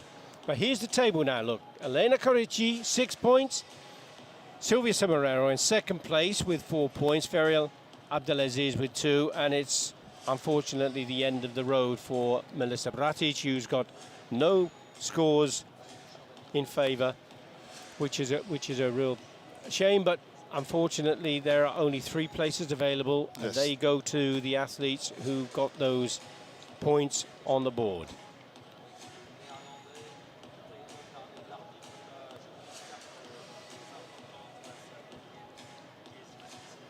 We have 2 more matches left in the male plus 75 kilogram category. This match will be between Tyron Darnell Ladi and Daniel Gasinski of Canada. A do or die duel between the two. Hero or zero.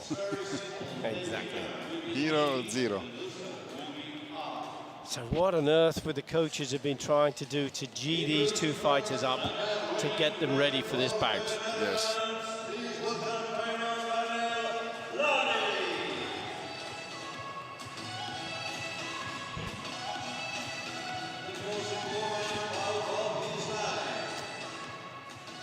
So just to remind you that Tyron Darnell Ladi has 1 point.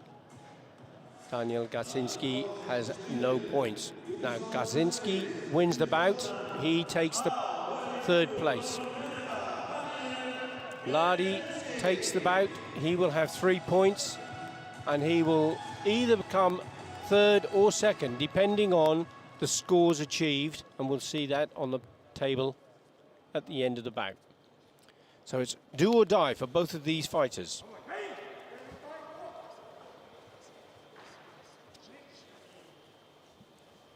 I would expect a nice kick from Kaczynski. It's time.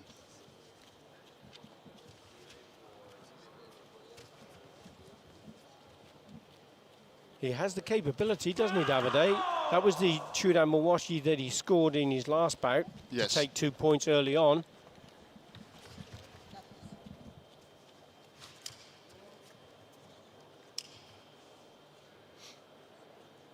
The referee for the bout, Mansour from Kuwait.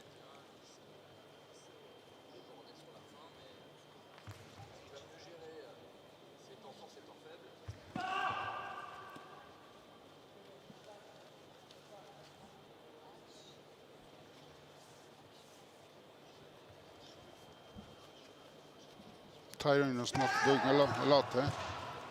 He's not. He's perhaps waiting for Kaczynski to make a mistake, expose a weakness in his attack or defense.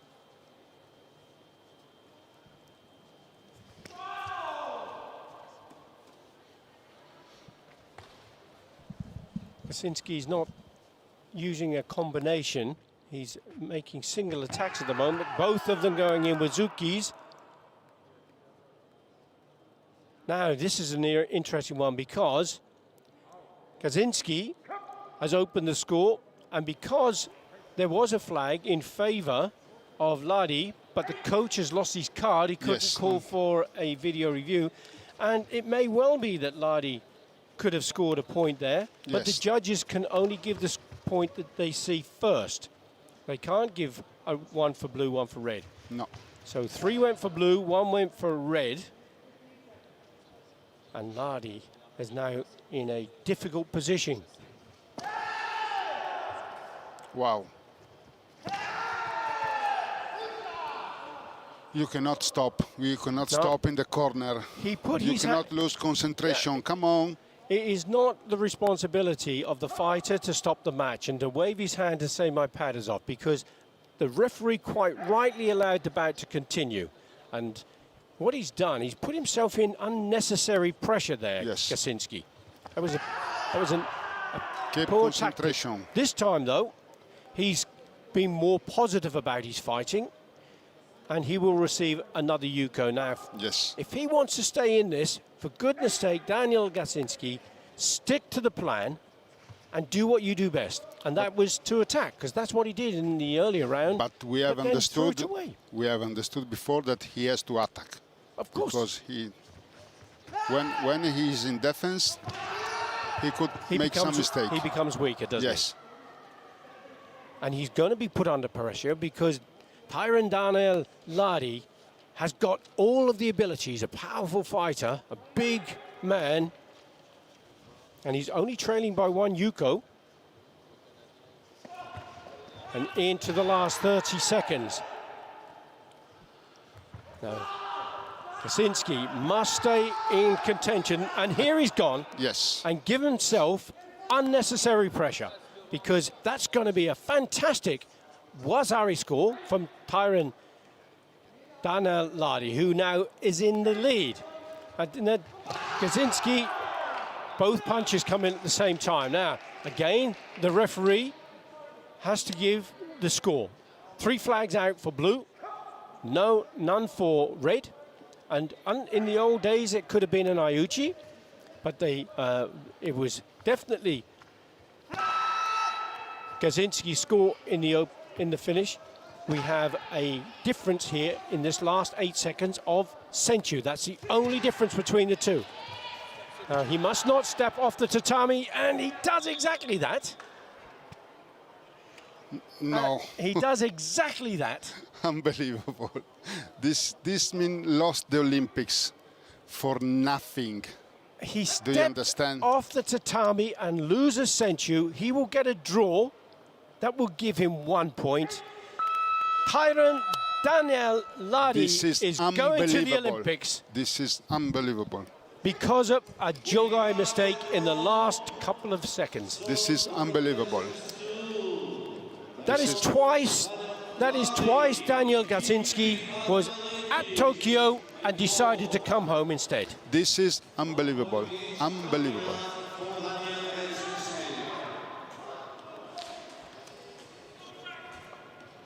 I'm really sorry for this. I'm sorry. Because of the results. Yes, you can manage differently, but Tyron deserved because he was there. He was there. He was the one who was putting them under pressure. Yes. He was the one who knew what he had was amazing, to do. Mawashigeri. Brilliant.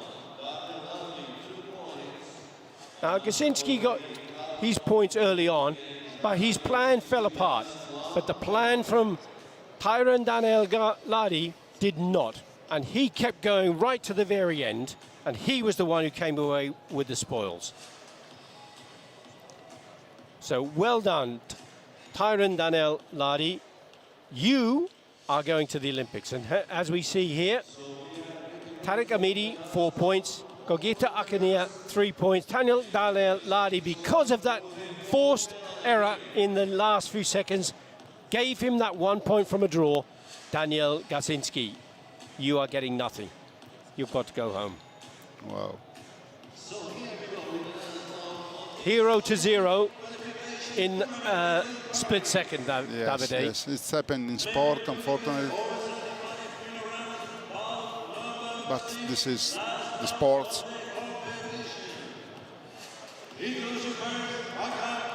The last of the bouts in the round robin for the male plus 75 kilogram category is between Tariq Hamidi and Gogita Akania. Both of these fighters are sitting in comfortable positions. At the moment it's Tariq Hamidi who's at the top of the table. Gogita Akania is sitting in second position. That can't be changed. They will either be first or second, depending on the outcome of this. Hamidi gets the win, he will go to 6 points. Gogita gets the win, he'll go to 5 points. They get a draw, they will have it'll be Hamidi at the top with 5 points and Akania with 4. So they're both comfortably in the Olympics, that's for sure. Yes. But both will, of course, want to be in the #1 position following this qualification tournament. The referee for the bout just checking the footwear, Fariba Madani of the United States. And what the referee is just reminding Hamidi is that the toes of his footwear must be covered. If the toes are exposed, then that could be dangerous. It could obviously go into the eye of the opponent and cause serious damage. In your day, Davide, and you have to say much more before than my day too, there were no foot pads. No. And very small hand pads. Unfortunately, yes. And many more injuries, has to be said. Look, the higher level athletes always were much less injury, and to fight between expert athletes was much more safe. Yes. We have to say, but with very different gloves, we have to say, and shin pad, I think it could happen. Yeah, and the sport is much safer as a result of that, because now you have a pad against a bone, you know, like a hard target. Before it was bone against bone. That's where you got the split skins and injuries. Yes. So this is, but we have to be careful of concussion, of course. The concussion is something that the WKF medical commission are now looking very carefully at. Yes, because you know sometimes the referees cannot see the impact of a technique, because with this kind of glove you don't hit the bone, as you say before. So sometimes it's very difficult to understand if it was a strong contact, a concussion, or a good technique. That's why we are looking for the safety of the athletes more deeply in this period. Exactly. So this bout, as we are pretty much halfway through, there's a Almost. Chudan Yoko Geri Almost, opportunity. almost. Yes, I have to say now that the first priority of an athlete is to try to win the bout, not to lose, not take so much care of safety in this period. Yeah, Before was something much complicated, much more complicated. So this bout has all the hallmarks of a draw, looking at it, unless one of them decides to go for it in the last 50 seconds or so. And neither have any reason to do that because they're both qualified. It's just determining who will sit on top of the round robin and take the gold medal from the tournament. Who will win in case of draw? If it's a draw, it would be 5 points to Hamidi, and it would be 4 points to Akania. So okay. Hamidi would take the top slot. So if Akania if he wants to win the gold, he's got to win the bout. Yes. Of course, what he doesn't want to do is get injured. Neither of them want to get injured. That would be tragic. He should try. And maybe this Yakutsuki was in, eh? It's possible, and certainly was convincing the... But Jordan? The coach.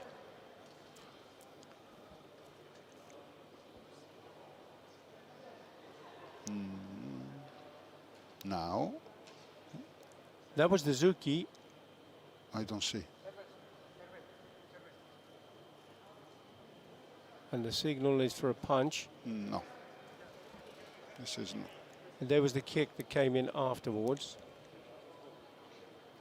So you see the panel down on the left of the screen. Pirkko Heinonen and Juan Antonio Velasco making a decision. They're relaying that decision back to here. The video review team are away from the arena, and they've decided that it is not a score. And you can see the action of the punch rising again, and that was poor form. So it didn't meet the criteria. With no more time on the clock, both these athletes, fantastic fighters. They will both be going to the Olympics. Hamidi will finish the tournament on top of the table, and we'll have a chance to have a look at that in a moment. But before then, there'll be a chance also to have a look at some of the highlights of the bout. Yes.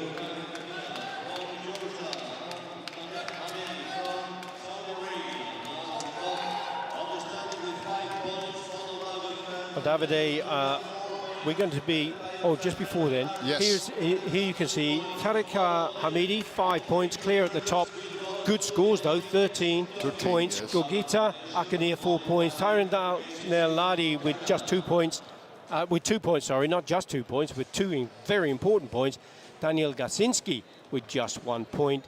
And because of that, Joe Guy, he lost the Senchu and only got that 1 point. If that would have been 2, he would have been in third position going to the Olympics. Yes.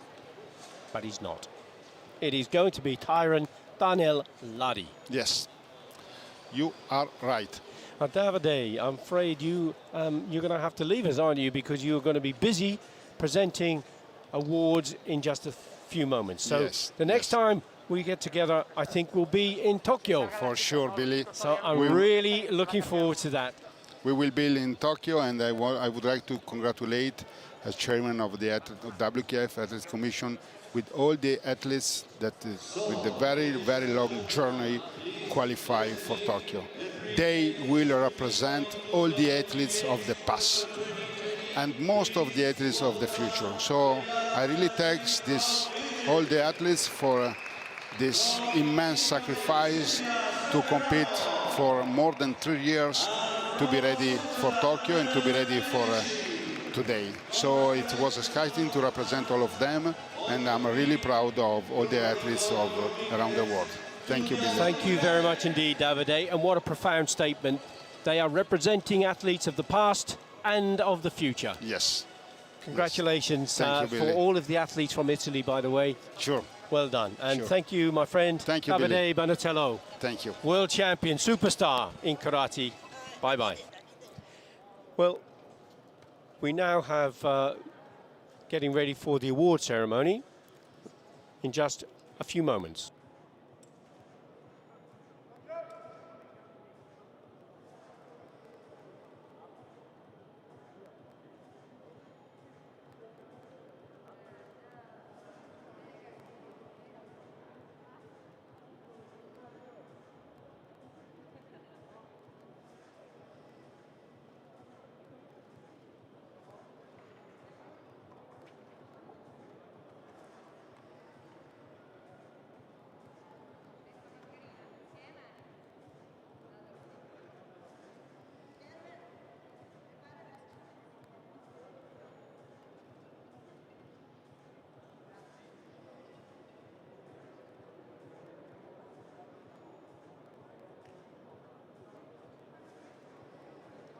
So here are the three athletes who've qualified for the Olympics. And that is the situation, but I do understand that there has been a protest from the coach from Canada because of the jogai, that violation in that last couple of seconds. And the award ceremony cannot continue until that protest has been the outcome of that protest is known.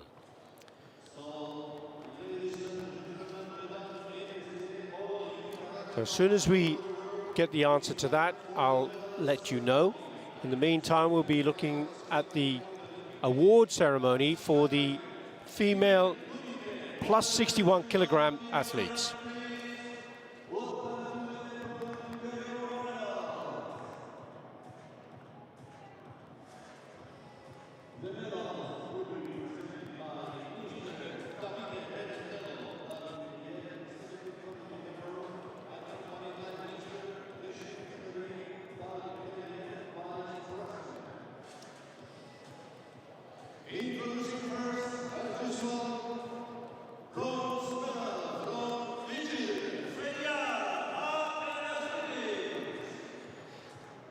So from Egypt, Feral Abdelaziz takes the bronze medal from Davide Bonatello, who has just left the commentary position to go and make that award.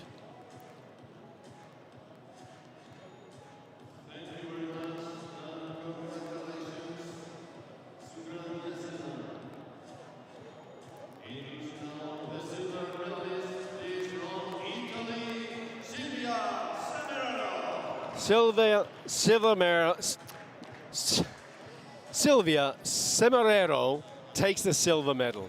Too many silvers in there. And well done. That's the ticket to Tokyo, literally in her hands. Paris to Tokyo. Fantastic. What a moment for Silvia Semerero.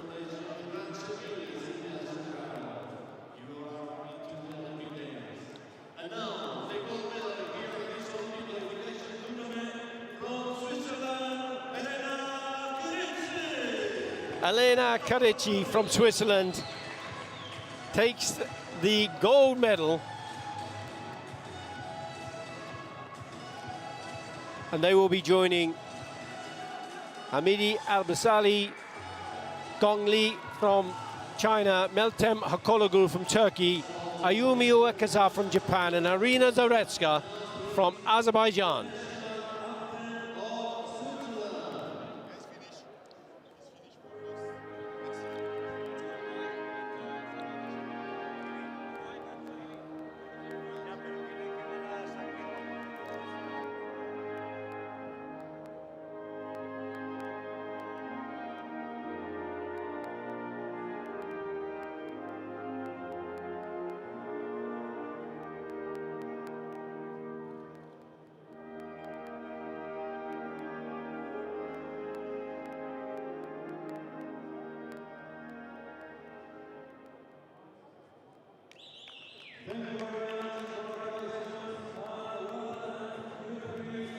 So congratulations to the three athletes from Italy, Egypt and Switzerland. The Olympians Karichi, Semerero and Abdelaziz.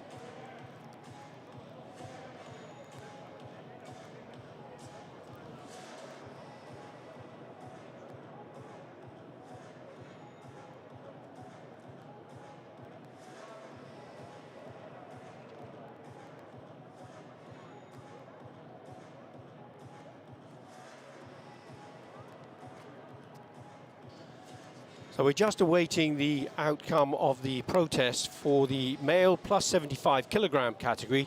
Well, in that closing stages of that bout, Daniel Gazinski from Canada was deemed to have stepped off the tatami into a jogai position, in which case he lost the senchu, which he held, was the advantage that he held. And had that have gone to a 1-1, he had the senchu, he would have won the match. Because he was deemed to have stepped off the tatami, he was penalised with Hansoku Chui and lost the senchu. The protest, I understand, was based on the fact that they didn't believe he stepped off the tatami. There would be video evidence to suggest one way or the other. And as soon as the outcome of that is known, I will let you know. Tense moments for all in the plus 75 kilogram category, with the exception, of course, Gogeta Akania, who is confirmed in his position, and Tariq Hamidi, who is also confirmed in his position. So please bear with us for just a few moments longer.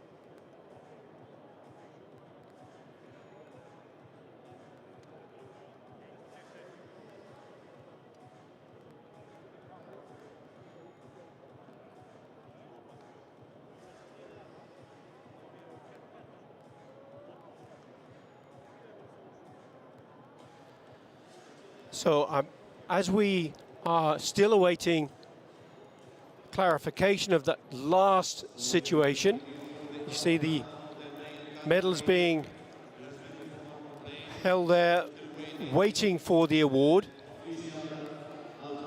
We'll come back to you on the tatami or in the arena in a few moments longer. But in the meantime, just to remind us that in the plus 75 kilogram category, already qualified, is Uğur Aktaş of Turkey, Ryotaro Araga of Japan, Sajed Ganzadeh of the Islamic Republic of Iran, Jonathan Horn, the world champion from Germany, Ivan Kvesic, who's also a world champion from Croatia. They've been joined now by Tariq Hamidi from the Kingdom of Saudi Arabia and Gogeta Akania from Georgia. And depending on the outcome of this protest, it will either be Tyron Darnell Ladi or Daniel Gazinski from Canada. Nail-biting moments for both these athletes, and it all depends on whether or not the protest has been upheld. If it's been upheld, then Daniel Gazinski will go to the Olympics. If it's been rejected, Tyron Ladi will be going.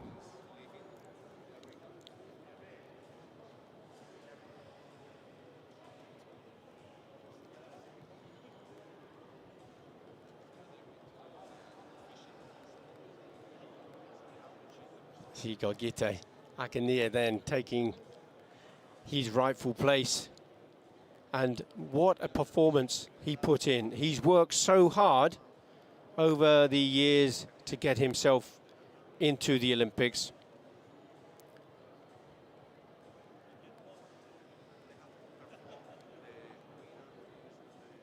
Tariq Hamidi, the Kingdom of Saudi Arabia, also in a fantastic position now. These two guys have done their job.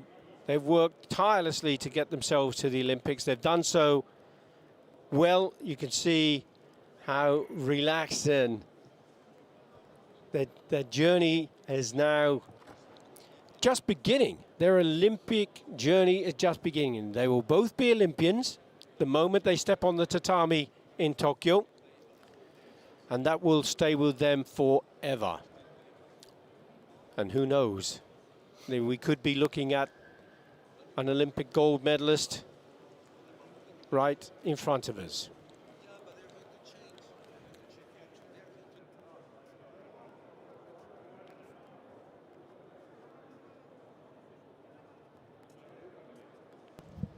So, as you see now, I do now have the outcome of the protest, and Davide Benatello has joined me again after that medal award. Well, the outcome is that so far is that the tatami will be made ready once more, and the athletes will be brought back onto the tatami, and the referee will indicate the outcome of the match. But now, will it be Daniel Kaczynski from Canada? Was he successful in that challenge? Was it a jogai? Wasn't it a jogai? Or will it be his opponent, Daniel Ladi? Did he force that last error? And will he be going to the Olympics? Wow, Billy, what an exciting situation. Just think of this at the moment. You've got these two fantastic athletes, both been working so hard all of their karate career. They're standing on the tatami. They're waiting for a decision to be made. Was it jogai or wasn't it jogai? The last couple of seconds and this decision is going to determine their futures. Yes. The referee, Mansour from Kuwait, gets the instruction to come out and make the decision. And what will it be? He is going to show the signal for jogai. He's taken the jogai signal away. But the points, we missed the points. We have to have the points on the scoreboard. The scoreboard needs to be corrected. And the senshu. And the senshu taken away that was put on. So remember, the senshu was in favor of Daniel Kaczynski, and now the senshu is on the screen, as you see. That blue dot alongside the 3. Yes. That's the senshu that makes the difference. And there was 3 seconds still on the clock. And there's an ippon score given by one of the judges right on the button. And this changed the history. And this now has changed the history, and it's that senshu, that yellow dot, that has secured the future of Daniel Ladi. Now this, for me, Davide, is a double-edged sword.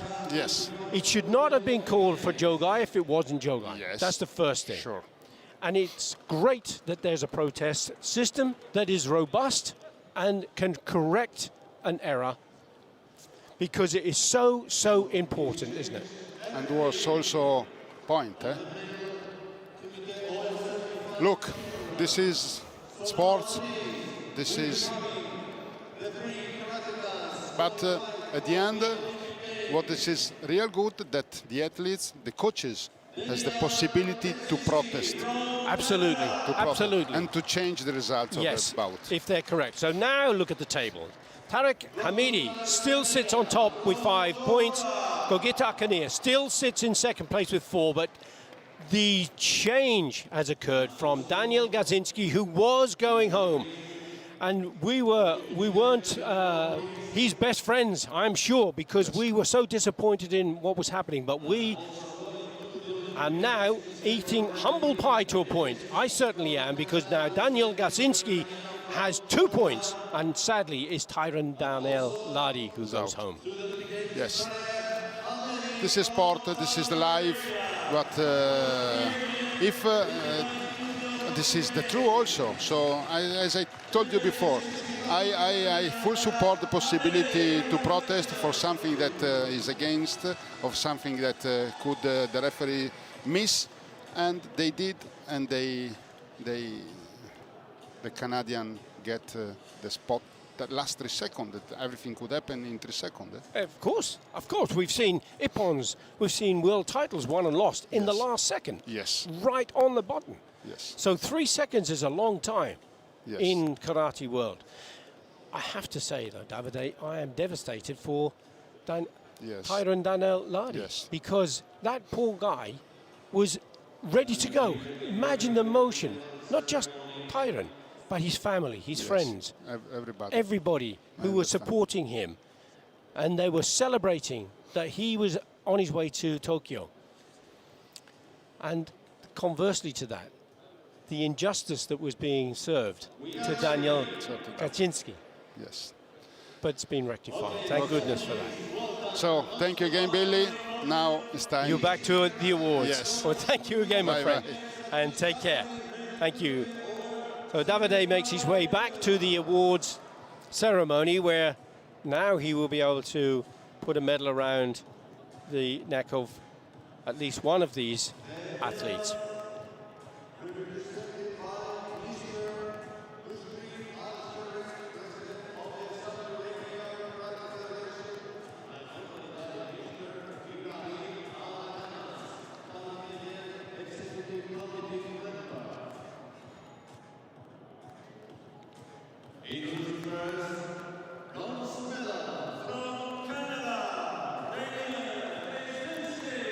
The bronze medal now goes to Daniel Kaczynski of Canada. And I am a friend of Craig Vokey, the president from Canada. He must have been having palpitations there. So congratulations to Craig Vokey as well. Daniel Kaczynski, Olympian in just 49 days.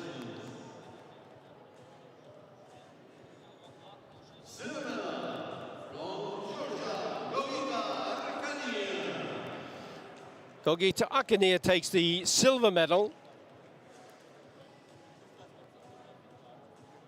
to put among his many medals. But that's the thing, that's the ticket he wants, and that's the smile that's been brought to his face. Paris to Tokyo.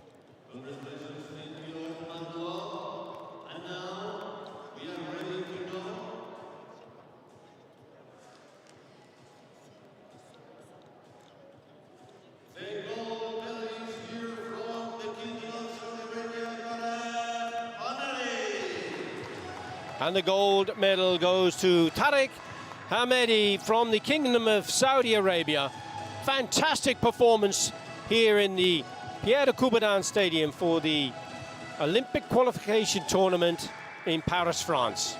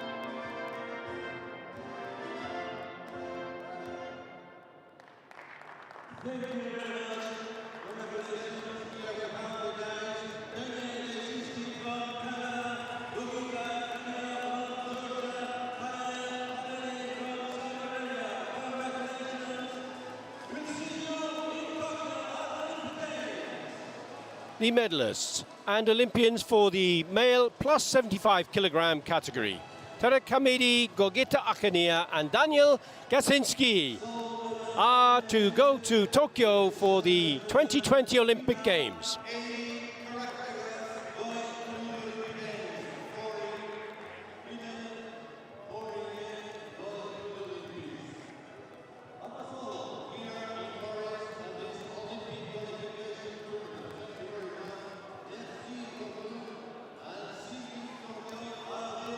So we're coming to the end of the program, the end of the tournament, the qualification tournament for the 2020 Olympic Games.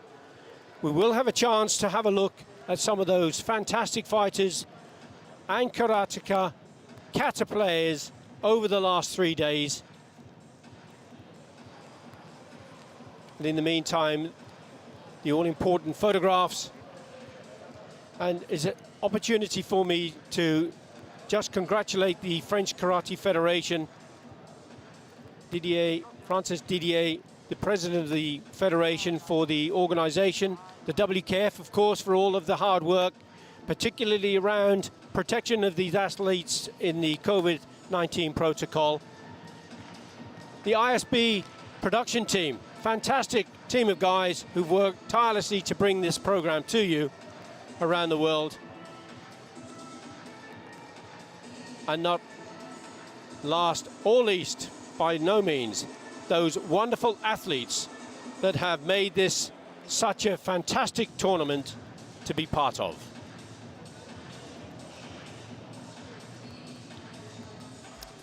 Our top 5.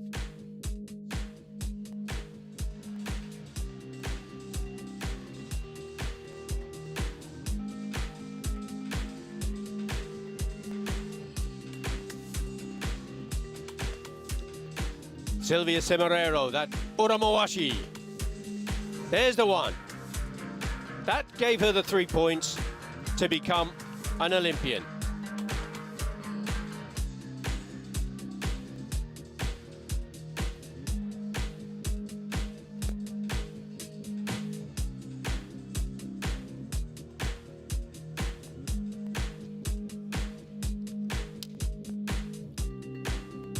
Daniel Gasinski, that controversial decision that was turned round.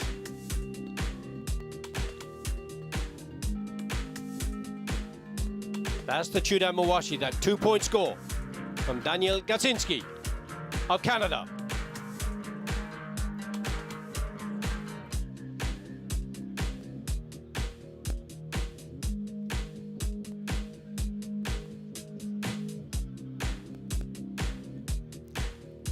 Once more, Sylvia Semerero, that Chudan Mawashi around the back. Another 2-point score. Wasari.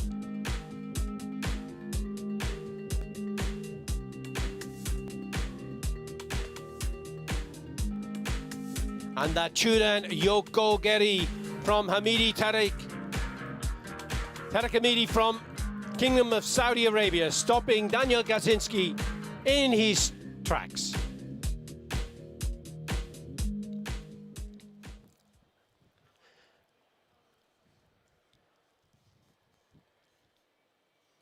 So, as we come to the end of the program, we're going to leave you with some of the best images of the tournament over the 3 days. I'm Billy Brennan, and I'd like to say thank you so much for watching, and until we meet again in Tokyo and the Olympic Games, thank you for watching, and bye-bye.